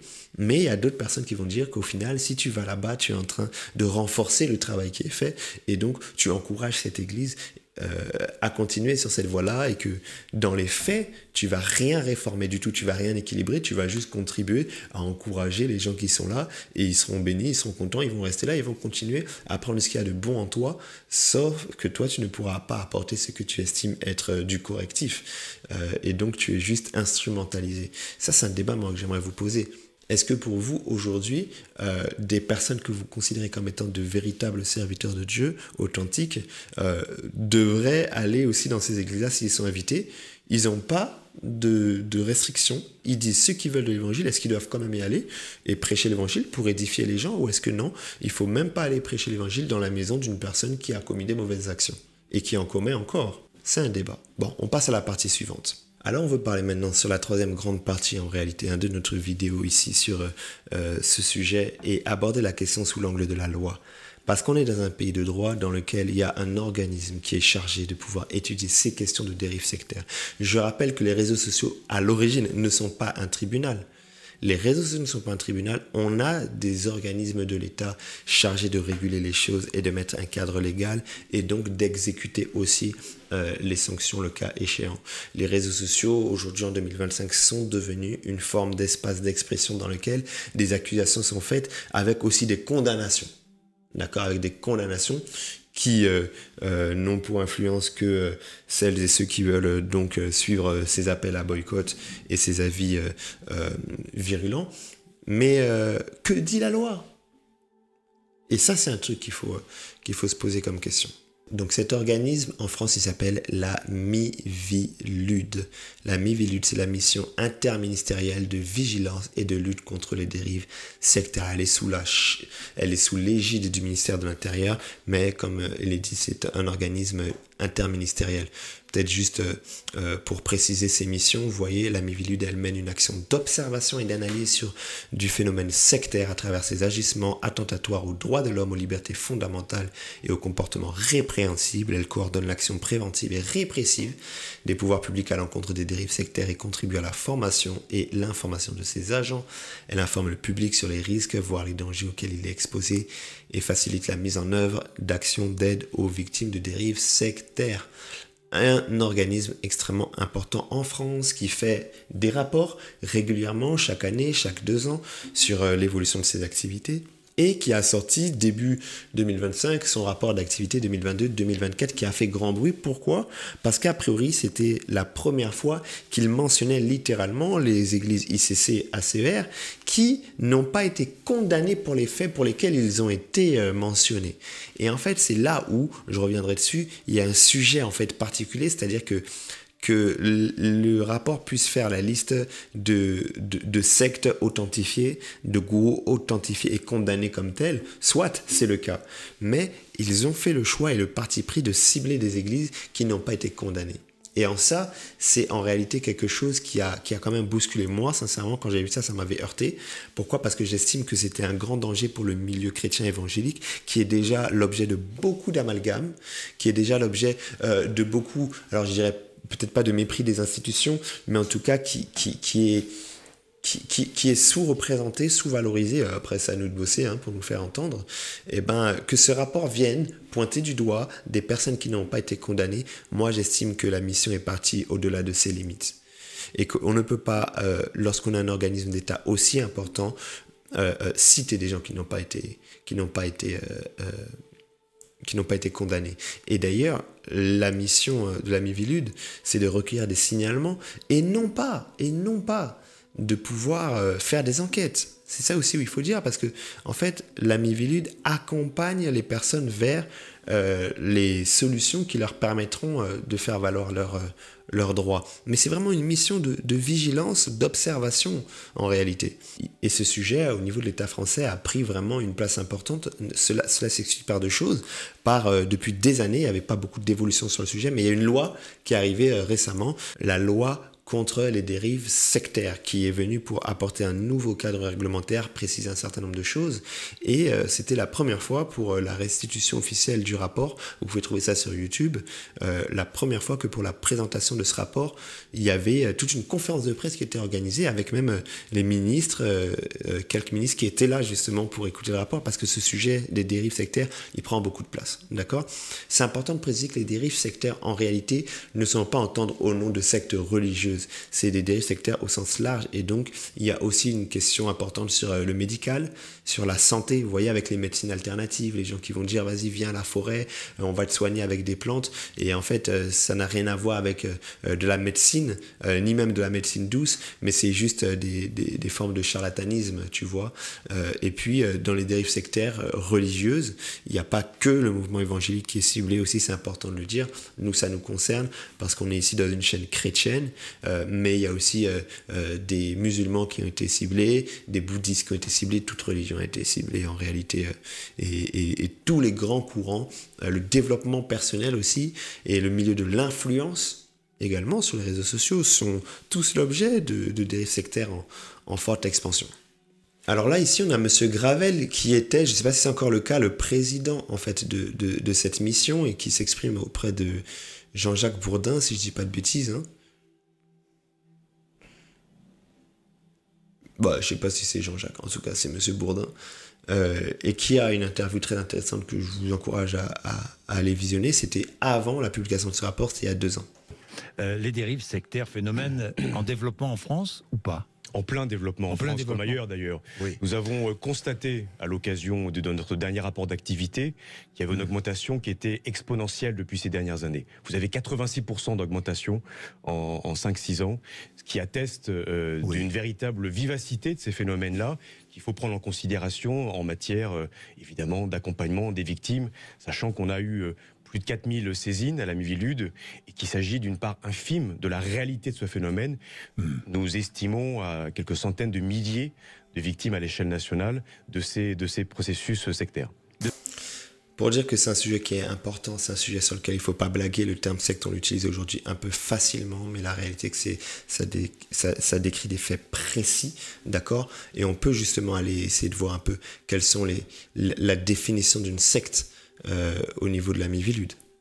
Il s'agit d'un dévoiement de la liberté de pensée, d'opinion ou de religion qui porte atteinte à l'ordre public, aux lois ou aux règlements, aux droits fondamentaux, à la sécurité ou à l'intégrité des personnes. Elle se caractérise par la mise en œuvre, par un groupe organisé ou par un individu isolé, quelle que soit sa nature ou son activité, de pression ou de technique ayant pour but de créer, de maintenir ou d'exploiter chez une personne un état de suggestion psychologique ou physique, la privant d'une partie de son libre arbitre, avec des conséquences dommageables pour cette personne, son entourage ou pour la société. Alors tu vois, quand on parle de signalement et tout, tu vois, c'est que là, il y a des gens qui peuvent informer la Miviludes d'une dérive sectaire. Et tu peux ensuite commencer à remplir des informations et à dire en quoi tu as observé l'existence ou un risque de dérive sectaire quelque part. Et c'est là où on te parle du fait qu'il y a des saisines.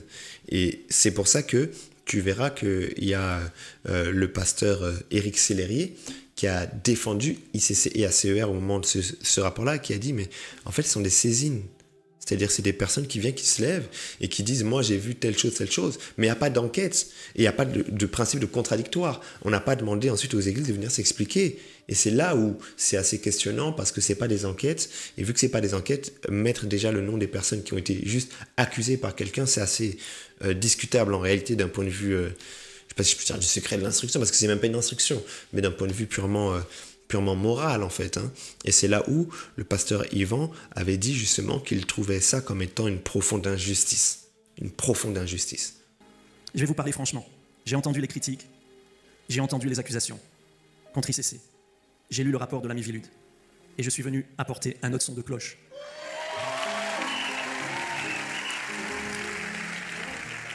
Dimanche passé, j'étais en direct. Je faisais partie des 5000 qui étaient en direct. J'ai écouté le pasteur Yvan Castanou avec son épouse, ils étaient rentrés de Côte d'Ivoire plus rapidement. Et j'ai beaucoup apprécié et j'ai un peu pleuré. Surtout quand il a cité l'apôtre Paul qui disait « Dans ma première défense, personne ne m'a assisté, mais tous m'ont abandonné. » Et j'ai dit « Je vais pas faire partie de ces gens-là. » Alors là, moi, je veux mettre un truc très important sur la table. Et encore une fois, moi, je suis pas là pour donner ici mon avis tout de suite là. Peut-être je le donnerai après en partie et tout. Mais un truc important, c'est que ICC est en train de subir des critiques extraordinaires. Hein, et pas beaucoup de gens défendent ICC. Par contre, beaucoup de gens profitent d'ICC comme étant pionniers du mouvement évangélique. Quand ICC construit un bâtiment extraordinaire, là on disait, ah ouais, voilà, c'est à la gloire des églises évangéliques et après nous, ça va nous aider. D'accord? Et quand ICC organise/héberge des grands événements gospel, tout le monde est content. Vous voyez, quand il y a des bonnes choses à apprendre à ICC, tout le monde prend. Par contre, quand il faut défendre ICC, les gens ne défendent plus ICC. Ça montre qu'il y a beaucoup de personnes qui sont dans une démarche intéressée vis-à-vis de l'église ICC, en train de bénéficier de tout l'éclat, de tout l'aura qu'elle peut apporter. Il y a plein de gens qui sont en désaccord avec ICC sur certaines choses. Par contre, quand ils sont invités, ils y vont, ils sont contents.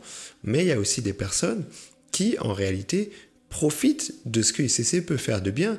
Par contre, ils ne vont pas défendre quand ICC est attaqué. Enfin, vous voyez, il y a une espèce de truc un peu bizarre. Il y a un truc très, très, très louche, très bizarre là-dessus. Et c'est vrai qu'ICC, c'est une église qui est assez isolée dans ce sujet-là, en fait, parce qu'il n'y a pas beaucoup qui défendent.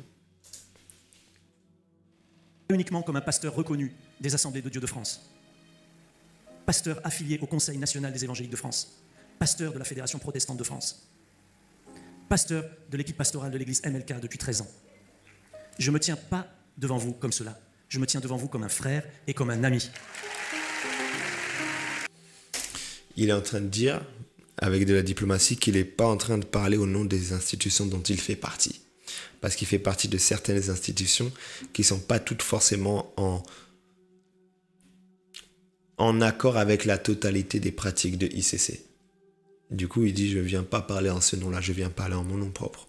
Depuis que j'ai entendu cette parole, j'ai décidé que je serai un avocat de la défense, que je défendrai mes frères, que je refuserai de participer au cœur des condamnations, que je ne vais pas aboyer avec la meute, que je me tiendrai fermement aux côtés de mes frères et sœurs quand le monde les rejette injustement. C'est dans cet esprit qu'avec le pasteur Marcel Kouamenan et d'autres pasteurs, nous avons cofondé l'ODEC, Organisation de défense des églises et des chrétiens.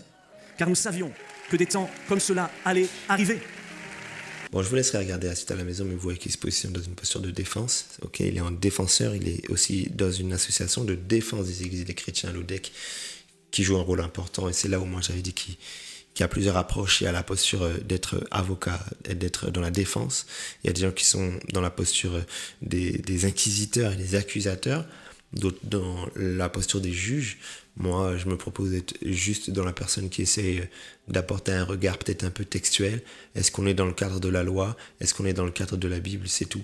Puis après, ceux qui veulent faire les débats pour faire la condamnation finale, en tout cas, ou la défense jusqu'au boutiste, ils sont libres. Et je pense qu'il y a besoin de toutes ces approches et de tous ces angles pour avoir au final quelque chose d'équilibré. Proverbe 18, verset 17 dit quoi? Le premier qui parle dans sa cause paraît juste. Une autre version dit paraît avoir raison.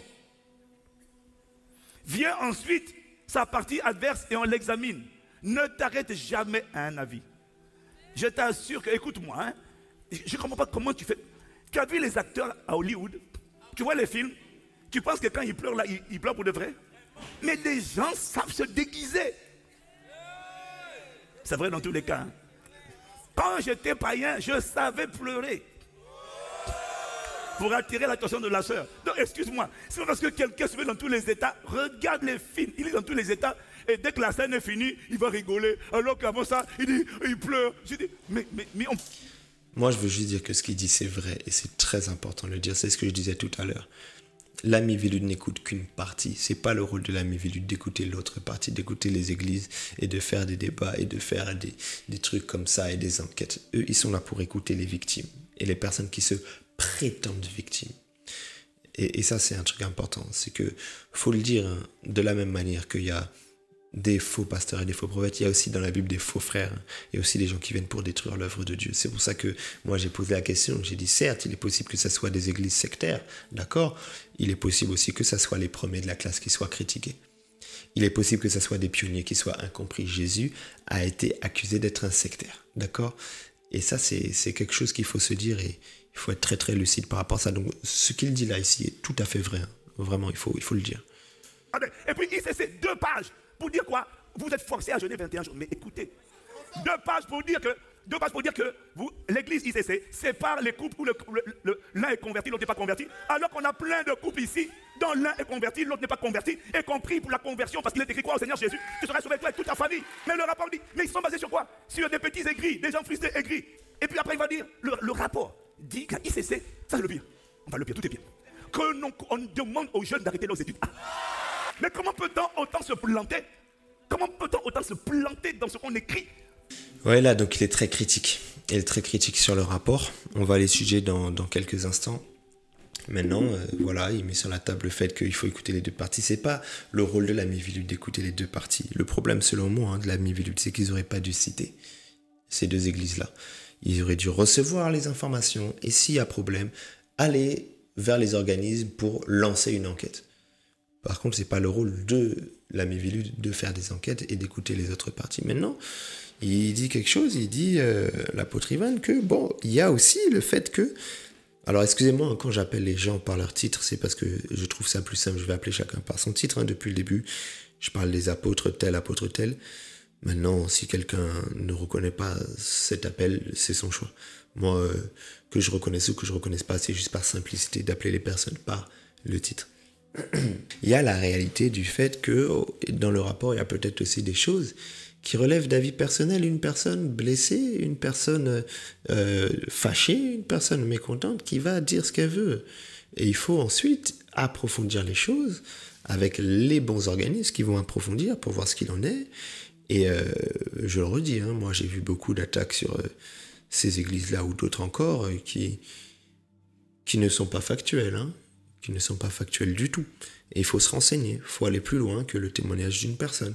Et je le redis, sur les réseaux sociaux, c'est facile de prendre une personne qui dit ceci, qui dit cela. Ça peut être faux, il faut le dire. Ça peut être détourné, sorti du contexte. Et je veux aussi dire, maintenant, attention, je parle encore avec une posture à l'échelle macro, parce que moi je suis en train d'étudier à l'échelle d'un système. Il y a des personnes qui auraient pu avoir subi des choses très graves, mais qui ne relèvent pas d'un déséquilibre systémique, qui relève d'une mauvaise rencontre dans une assemblée de plusieurs milliers de personnes. Et donc, il suffit que dans une église, on ait 2 témoignages de personnes qui ont été agressées sexuellement et on dit que l'église elle-même est une église d'agresseurs sexuels. Non. Vous voyez, c'est un exemple, hein, c'est vraiment un exemple. C'est pas exactement comme ça qu'il faut présenter les choses, dans la mesure où on est sur des très grands volumes. Le drame à l'échelle d'une personne est toujours un drame. C'est toujours quelque chose qui ne doit pas arriver. Mais un drame qui arrive à 1 ou 2 personnes ou 3 personnes sur 10 000, ça ne reflète pas forcément un système. Tu vois ? Maintenant, si sur ces 3 personnes, c'est toujours le même procédé, c'est toujours on peut aussi observer des défaillances. Hein. Mais ce que je veux dire, c'est que c'est pas parce qu'il y a 3 choses qui se sont passées dans une église, sur certains volumes, cela ne révèle pas de quelque chose de systémique, bien que ça reste quelque chose de grave. Alors, il y a aussi 2 autres contenus moi, que je voulais vous montrer parce que j'estime qu'ils sont quand même dignes d'intérêt. C'est une étude qui a été faite par Audrey Travers, journaliste d'investigation, et qui raconte un peu ce qu'elle a découvert sur les dérives sectaires des églises évangéliques. Elle cite notamment ICC et parle aussi de ACER. Et en fait, c'est 25 minutes, si vous connaissez la chaîne Move. Ça permet de voir un peu qu'est-ce qui est dit sur son enquête, bien que son enquête n'a pas valeur d'évangile, mais c'est intéressant. Elle parle de comment les jeunes sont recrutés, elle parle des phases qui emmènent jusqu'à une emprise, elle parle des exigences financières, elle donne des témoignages d'anciens fidèles, elle parle du fonctionnement hiérarchique et de la vie d'après une église sectaire, et quelques conseils pour éviter les dérives. C'est assez intéressant. Après, bien évidemment, elle a eu des fois à avoir des petits écarts de langage, elle s'est un peu rattrapée des fois. C'est des choses qui arrivent, des erreurs que moi-même je commets plusieurs fois, ou des fois elle dit les églises évangéliques, et après elle se rattrape, et quelques églises, vous voyez. Mais c'est assez intéressant. Je vous encourage à voir ce qui est dit. Elle a présenté sa dernière enquête, une plongée dans les dérives sectaires des églises évangéliques en France, notamment celle de l'ACER. Pour son enquête, Audrey Travers a rencontré d'anciens fidèles d'église qui ont fait l'objet de nombreux signalements. Voilà. Après, ça vaut ce que ça vaut. C'est pas non plus l'enquête la plus développée du monde, la plus factuelle, la plus sourcée, la plus statistique. Ça reste quelque chose d'assez... sans y mettre un jugement de valeur, superficiel dans le sens où il n'y a pas une profondeur dans l'enquête puisque on n'est pas depuis l'intérieur, on n'a pas de contradictoire, etc. ou très peu, etc. Mais ça a le mérite d'exister et c'est intéressant. Maintenant, moi, ce que je voulais vraiment nous montrer, parce que ça, permettez-moi de vous dire que c'est vraiment du lourd. Dans ma prise de notes, en préparant la vidéo, j'avais écrit au moins 15 passages de cette vidéo que je voulais vous montrer parce que pour moi, j'ai vraiment énormément apprécié cette émission de cette chaîne que je ne connaissais pas, chrétien, pas crétin. Et ben écoutez, c'est la seule que j'ai vu parler de ce sujet du rapport de la Miviludes. Et moi, ça me dérange. Pourquoi? Parce que c'était un rapport qui était extrêmement important pour le milieu chrétien, de manière générale, protestant en particulier, et évangélique pour être encore plus spécifique, et personne n'en a parlé clairement à part ici, c'est qui a été attaqué. Alors que c'est un rapport d'une importance capitale, il l'explique très bien dans la description, et moi sincèrement, je vous encourage à leur donner la force, à aller suivre la vidéo, abonner et cliquer sur j'aime. Et d'ailleurs, j'ouvre une parenthèse, moi ça me blesse que celles et ceux qui proposent du contenu de qualité comme ça, ça fait 393 vues. Moi, j'ai vu ça, ça m'a beaucoup fâché parce que je vous dis c'est de la qualité. Je spoil comme s'ils vont me donner l'argent. Après, s'ils suivent la vidéo, ils peuvent aussi m'envoyer un chèque. Hein. Bon. Mais moi, ça m'agace de voir que des trucs superficiels commencent à tourner partout,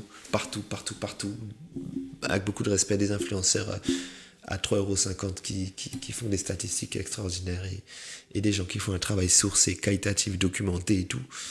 Après, bon voilà, c'est le jeu des réseaux sociaux, c'est le jeu 2025, il faut savoir travailler dans l'école, il faut travailler la forme aussi. Hein. Par contre, si les gars, moi, la vidéo que je suis en train de faire, vous me bloquez à 393 vues, ça va me blesser. Hein. Le rapport d'activité 2022-2024 de la Miviludes comporte au moins 2 infos capitales. Doublement des signalements depuis 2015 et surreprésentation des églises évangéliques. On peut être tiraillé, applaudir la lutte contre les dérives sectaires, notamment évangéliques, c'est-à-dire que ouais, c'est bien qu'on lutte contre les sectes, mais on peut aussi en même temps s'inquiéter d'un glissement net dans les formulations susceptibles de grignoter la liberté d'expression et de conscience, comme c'est déjà le cas dans certains pays.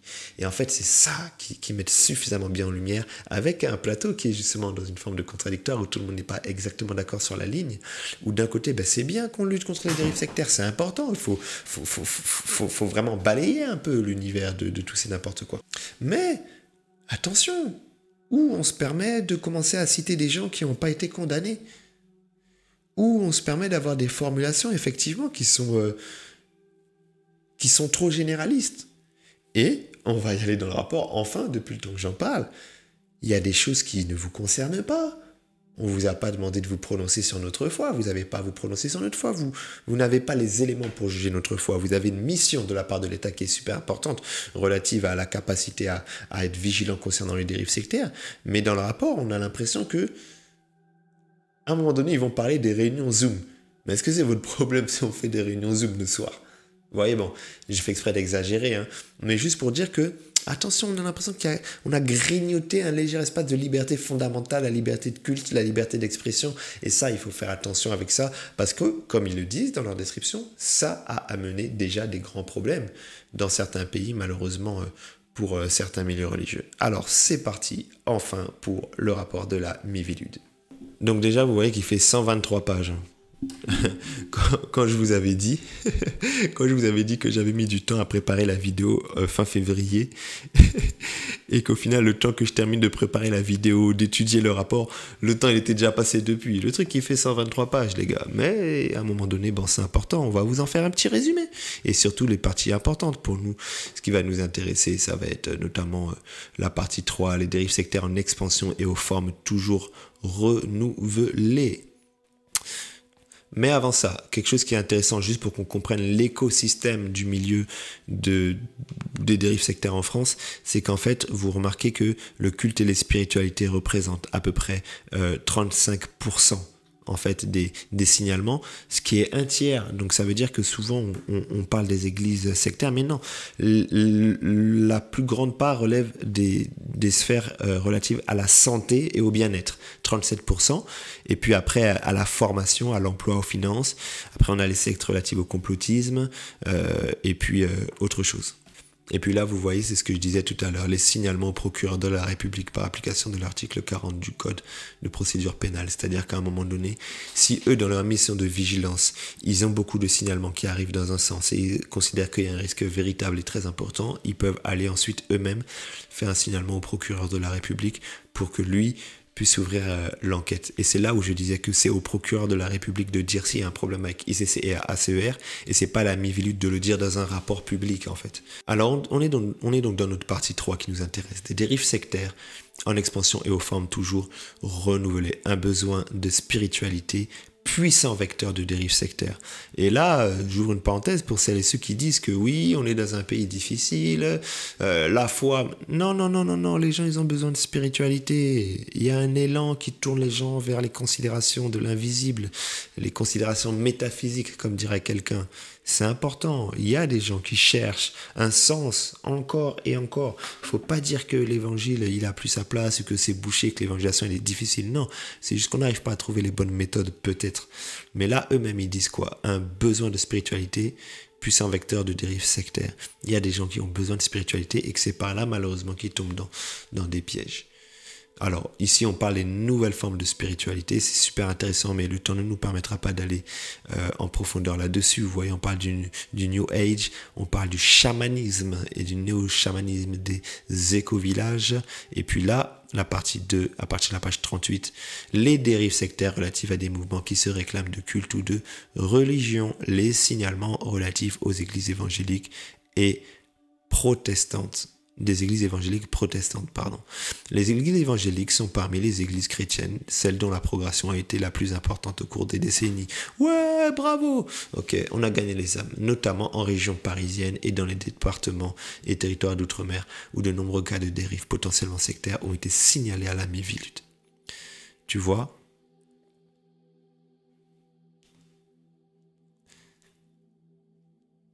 80% des signalements concernent des églises qui ne sont membres ni de la FPF, Fédération protestante de France, ni du CNEF, Conseil national des évangéliques francophones. C'est-à-dire que la plupart, en fait, des églises qui sont accusées, enfin, des églises, c'est pas que des églises, hein, ça peut être des groupes de prière, ça peut être des individus sur les réseaux sociaux, qui ont fait l'objet de signalements, 80%, ils sont pas affiliés aux deux grandes fédérations existantes, tu vois. Les signalements reçus visant des églises évangéliques présentent de nombreux éléments communs. Il y a des choses qui reviennent souvent derrière les églises qui sont ciblées comme étant des potentielles sectes. On a quoi? Un ciblage des personnes vulnérables en raison de leur âge. C'est là où je dis, d'un côté, ce rapport, il est important. Il faut que ces gens fassent leur travail. Et c'est important qu'ils puissent dire, c'est bizarre, on voit souvent des approches très très ciblées sur les plus jeunes. Et de familles monoparentales, en situation personnelle difficile, fragilité psychologique. Et dans l'émission que je vous ai recommandée, qui est super intéressante, de la chaîne Chrétien pas Crétin, ils sont en train de dire, mais en fait, le message de l'évangile, c'est aussi toujours adressé aux plus faibles, aux plus pauvres. On a cette parabole de Jésus où la Bible dit que le royaume de Dieu est semblable à un homme qui organise une grande fête. Il invite plein de gens, les gens, ils veulent pas venir.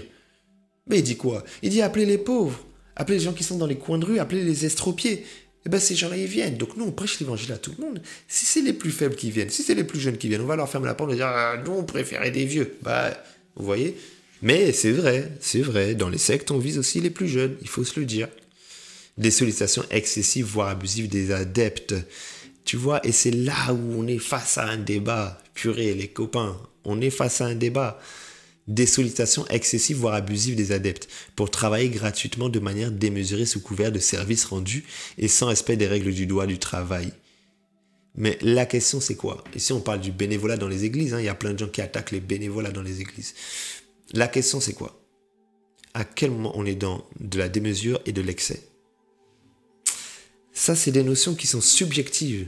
Et dire un truc comme ça qui est vrai, j'insiste, c'est vrai, mais qui est assez flou, ça jette une suspicion dans les églises. Et une église qui a beaucoup de bénévoles, qui travaillent beaucoup, on va dire, pourquoi vous ne payez pas les bénévoles? Mais dans un club de foot, quand est-ce qu'on a payé tous les bénévoles?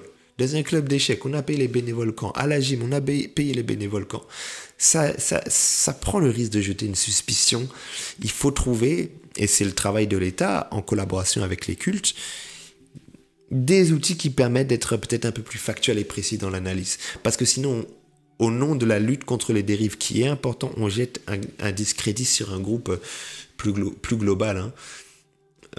Vous voyez la mise en place d'objectifs chiffrés du nombre de personnes à évangéliser par fidèle. C'est ce qu'on voit souvent chez les sectes. Est-ce que cela veut dire qu'il ne faut pas des objectifs chiffrés d'évangélisation et de ce qu'eux, on appelle ça le prosélytisme? Les cultes, les visioconférences, ce qui peut entraîner une diminution importante du sommeil, hein. Célébration dès 5h du matin, dévotion matinale, vous voyez, et de 22h à minuit tous les jours. Bon, c'est compliqué là. Donner de l'argent ou des offrandes de façon régulière avec parfois des pressions importantes pouvant conduire à des sommes disproportionnées au regard de leurs moyens, des milliers d'euros par an ou même un endettement, un échange de promesses de bénédiction. Aïe, les promesses de bénédiction, les mecs. Vous vendez la bénédiction, on donne des sous, Dieu va te bénir. Ah ouais? Moi, je pensais on était les bénis de toutes sortes de bénédictions dans le lieu céleste en Jésus-Christ. Bizarre, ça. Mais c'est vrai. Encore une fois, c'est quelque chose qui revient dans les sectes, mais la Bible ne nous parle pas du fait qu'on commence à donner à chaque fois juste de notre superflu. Jésus a loué la femme qui avait donné de son nécessaire. Jésus dit aussi qu'à un moment donné, il faut être capable pour lui de sacrifier bœuf, femme, enfant, serviteur, servante, maison, tout ça, d'abandonner tout ça pour lui. Jésus a dit à ces jeunes hommes riches, vends tout ce que tu possèdes, avec l'argent, vas-y, va donner aux pauvres. Maintenant, le débat, c'est Jésus a dit, va donner aux pauvres, va pas donner à ton père spirituel. Hein. Bref. Et puis, vous allez voir toutes les autres choses. Hein. Management par la peur, dégradation de la santé physique avec des jeûnes sévères, des privations de sommeil répétées, maltraitance physique, psychologique, intimidation, harcèlement moral, abandon des soins conventionnels, y compris pour des maladies graves. Dieu va te guérir, jette tes médicaments par la foi. C'est ce genre de choses-là. Perte de la liberté d'agir et de penser, se manifestant notamment par des demandes d'autorisation pour des actes de la vie courante ou des décisions intimes, choix du conjoint. Tu peux pas entrer en couple si tu n'as pas parlé avec ton responsable. Tu vois, ça c'est des trucs où encore une fois la frontière elle est c'est compliqué. Est-ce que si tu as un grand frère dans la vie de tous les jours, tu peux pas lui parler de certaines choses? Et si tu trouves en une personne à l'église un grand frère ou un ami, est-ce que c'est mal que tu puisses le solliciter? Bien sûr que non, mais est-ce que des fois on n'est pas tombé peut-être un peu dans l'abus en réalité en présentant les hommes et les femmes de Dieu comme étant des décisionnaires de nos vies? C'est compliqué tout ça. Je vous dis, ce rapport, il est vraiment à étudier parce que il met sur la table des choses très très très intéressantes. Il met vraiment sur la table des choses très intéressantes. Et c'est là où, effectivement, en page 74, il va se prononcer. Hein. Il va se prononcer. Alors, les témoignages reçus à la Mévilude illustrent ces pratiques. 2 églises sont fréquemment citées, ACER et ICC. Et c'est là où on a un problème, c'est que une église peut être citée, ça ne veut pas dire qu'elle est une secte. Une église est citée, ça veut simplement dire que les gens ont émis l'impression qu'elle en est une, mais elle n'a pas été jugée pour cela. Pourquoi la mettre dans le document? Un fidèle d'ACER témoigne de la pression énorme sur les membres pour qu'ils évangélisent jusqu'à 20 Amaram, du contrôle hiérarchique très strict de l'apôtre sur les pasteurs, des pasteurs sur les brebis auxquels il est enjoint de venir au culte et aux GR, les groupes de réveil. Ou encore de suivre assidûment les enseignements donnés en ligne. Les brebis se voient dicter leur conduite, notamment de quitter leurs compagnons s'ils sont extérieurs au mouvement. Des offrandes financières de plus en plus importantes aux pasteurs et à l'apôtre en échange de bénédictions et d'ouvrir des groupes de réveil sur le lieu de travail, d'enseignement au lycée les plus jeunes. Bon, ce qui est important, c'est quoi? C'est que il y a un besoin de transparence aussi. Ça, c'est quelque chose qui aide beaucoup. Je sais pas comment ces églises fonctionnent, hein, mais dans une église, on est aussi une association loi 1905 et ça fait qu'il y a des assemblées générales qui doivent être tenues avec les membres. Après, il y a certaines églises qui arrivent à contourner le fonctionnement en membres avec tous les fidèles qui ne sont pas forcément des membres. avec des gens qui travaillent dans l'assemblée en tant que bénévoles, mais qui ne sont pas forcément des membres de l'association et donc qui n'ont pas accès à tous ces rapports. Mais normalement, dans une association qui fonctionne bien, chaque année, au moins une fois, il y a un rapport moral, un rapport financier, et en tout temps, un bénévole peut demander ce qu'il en est de l'argent. Maintenant, la problématique, c'est que souvent dans les églises comme ça, il y a un écosystème un peu qui est fait, où il y a certes l'argent de l'église qui permet de rémunérer les serviteurs de l'église, mais il y a aussi des systèmes des fois de cadeaux ou d'enveloppes qui sont faits en dehors du cursus. Quelqu'un qui va faire un cadeau pour le pasteur, ça ne rentre pas dans la caisse de l'église. Et ensuite, des fois, ces pasteurs-là ont aussi des entreprises à côté, une auto-entreprise, un business dans lequel ils vont pouvoir vendre des livres, ils vont pouvoir vendre des formations et autres prestations de coaching ou autres. Et en fait, avec la personne peut se prendre à la fois un salaire, à la fois des cadeaux et des gens qui vont dire tiens, je te donne mon offrande du prophète au lieu de la donner dans la caisse de l'église, et en même temps qu'ils reçoivent un financement via leur entreprise. Et c'est ça qui fait qu'après, il y a certaines personnes qui financièrement s'y retrouvent très bien dans ce type d'église. Et la transparence permettrait de savoir un peu où on en est. Un peu où on en est. Et puis, d'un point de vue éthique et moral, ça c'est un débat. La loi n'interdit pas à un ministre de culte d'avoir son auto-entreprise pour vendre ses livres, etc. Maintenant, il y a d'autres personnes qui diront que quand une personne sert pour l'église, l'église prend en charge tout son ministère, et donc l'église ou encore l'association 1901 qui est à côté peut financer de l'édition de livres, et l'argent qui rentre pour l'association et pas pour le ministre, et le ministre reçoit juste soit une redevance ou sous certaines formes d'indemnité, etc., etc. Mais juste pour dire que le sujet du fonctionnement en auto-entreprise qui va directement dans les caisses du serviteur, c'est pas le seul fonctionnement qui existe. Il est possible de réfléchir autrement, avec des systèmes de maisons d'édition et tout. L'auteur prend juste une petite partie. Bref, le débat est trop long.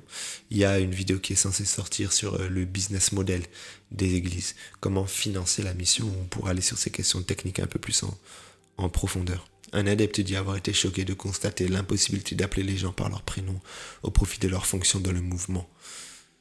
Respo 1, par la place des brebis, tout en bas de la hiérarchie dont les faits et gestes sont en permanence contrôlés. Plusieurs signalements concernant ACER font état également d'un abandon d'études et de rupture familiale par les jeunes. Les signalements visant ICC, Église évangélique pentecôtiste, méga church, du fait du nombre de fidèles accueillis chaque semaine dans ces différents sites vont dans le même sens. Ainsi, le témoignage d'une femme dont le mari fréquenterait une église de la région parisienne résume les éléments retrouvés dans plusieurs autres. La rupture familiale est conseillée et voulue par ICC pour couper l'individu de son environnement d'origine, surtout l'éloigner par une rupture définitive de personnes qui ne rentreraient pas dans le même mode de pensée, et tout ceci sous couvert de la religion. Dans un mariage, cela se traduit par une pression constante de séparation par le divorce. Dans une relation parent-enfant, par le départ du jeune de l'environnement familial. C'est des accusations graves, et des accusations qui ne vont pas forcément dans le cadre de la Bible. Et la réalité, c'est qu'on n'a pas les faits. On n'a pas les faits. Moi, bon, je ne suis pas vraiment trop ICC de France. Eh ben, en tout cas, je n'ai pas entendu une prédication qui va dans ce sens-là. Qu'est-ce qui se passe en privé, on ne sait pas. Et c'est là où une enquête pourrait aider. Comme ça, on y voit beaucoup plus clair et on évite des accusations si en fait il n'y a pas lieu d'être, ou on condamne s'il y a lieu d'être. Et puis comme ça, c'est plus clair, parce que sinon on est dans le flou. Les exigences financières seraient importantes. Des églises évangéliques imposeraient des versements réguliers atteignant 10%. C'est là où on voit, là il parle de la dîme. Est-ce que les églises imposent la dîme ? Des fois dans le discours, oui. Des fois dans le discours, non. Alors le débat va se poser sur le fait de savoir est-ce que la dîme est encore valable dans le Nouveau Testament. Est-ce que dans le Nouveau Testament on doit payer la dîme ou pas? Alors voilà, là c'est ce que l'apôtre Ivan disait. L'obligation de jeûne sévère allant jusqu'à 21 jours plusieurs fois dans l'année est rapportée par des membres d'ICC. Et c'est les termes qui sont là, l'obligation. Est-ce qu'ils étaient obligés ou pas? Oui ou non? Enfin, dès lors qu'elles sont considérées comme l'unique moyen de soigner des maladies, les prières de guérison peuvent dissuader des personnes malades de suivre le traitement médical adapté à leur état et être à l'origine de dommages particulièrement graves. Et là, en vrai, on a vu dans certains endroits, moi je ne sais pas ce qu'il en est là-bas. Et c'est bien ça le problème, c'est qu'on ne sait pas, on n'était pas là. Mais on a vu des fois dans certaines églises des gens avoir un discours malheureusement qui était pas bien formulé, qui encourageait les gens à jeter des médicaments par la foi, sans que aucun médecin n'ait pu constater la guérison, ce qui est une pratique effectivement qui est problématique, comme beaucoup d'autres. Maintenant, est-ce que c'était le cas là-bas ou pas? Et est-ce que c'est arrivé une fois dans une maladresse grave, ou est-ce que c'est un système et un fonctionnement habituel? Je vous invite à aller lire ce rapport pour vous faire un avis, et vous verrez qu'il y a cet équilibre difficile à trouver entre le besoin de faire une lutte suffisamment intense contre les dérives sectaires, mal nécessaire qui doit être ôté, ou plutôt mal qui doit être ôté nécessairement, et le fait que parfois dans certaines formulations, on semble voir un rapport qui va un petit peu plus loin que les prérogatives qui lui sont données, et qui vont aller discuter de certaines pratiques qui sont dans notre foi et qui ne s'opposent pas forcément à des principes de la loi, tu vois. C'est-à-dire que, par exemple, le sujet des horaires de réunion, la formulation peut être revue, tu vois. Le sujet que dans une église, on appelle les gens par un titre et pas par leur prénom. Bon, écoute, moi j'ai mon avis là-dessus. Maintenant, est-ce que ça relève de la loi? Est-ce que la loi doit se prononcer là-dessus? Le piège, c'est que demain, ce sont toutes les églises évangéliques qui risquent d'être mis dans le même bateau. Pourquoi? Parce qu'il y a eu un rapport du ministère de l'Intérieur qui a cité les églises évangéliques avec des dérives des églises évangéliques. Ça peut jeter un discrédit sur tout le corps. Moi, c'est ça qui m'inquiète. Et que demain, lorsqu'une église cherche un bâtiment, lorsqu'une église cherche un financement, lorsqu'une église cherche un partenariat, on puisse les étiqueter. Ah, les églises évangéliques, ah, les méga church évangéliques. Pourquoi? Parce que le rapport n'a pas été extrêmement précis sur certains détails et a été trop vague dans d'autres, vous voyez?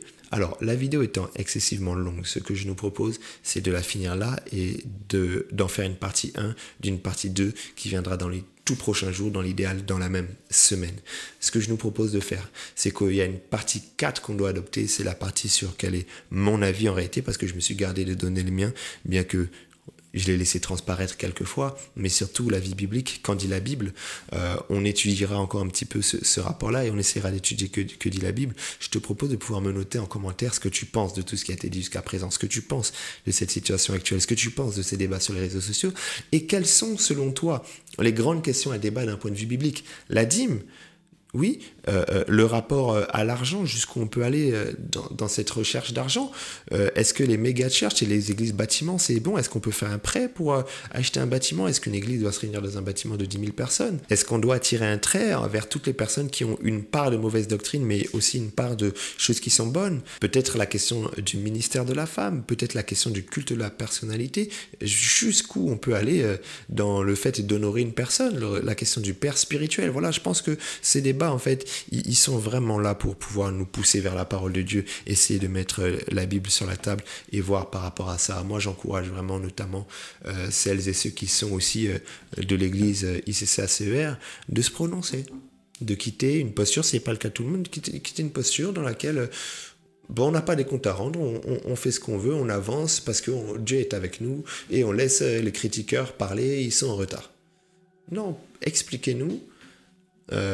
Ou expliquez-leur, parce que moi je sais déjà quels sont les arguments, répondez, questionnez, contre-argumentez, contactez en privé pour qu'on puisse avoir un débat serein. Je pense que la manière dont les choses ont évolué montre que voilà, il y a besoin de clarté aujourd'hui dans le corps de Christ sur certains sujets. C'est quelque chose sur lequel j'ai milité depuis des mois et des années, et de voir qu'il y a un peu d'agitation aujourd'hui, c'est peut-être la porte ouverte vers enfin une démarche dans laquelle on va apporter peut-être un peu plus de considération aux Écritures, avec des débats qui partent un peu moins dans des avis personnels, parce qu'au final ça n'amène à rien de bon, ça tend juste vers la division du corps de Christ, si on considère que tout le monde fait partie du corps de Christ ou pas, parce que certains ont déjà un avis tranché là-dessus.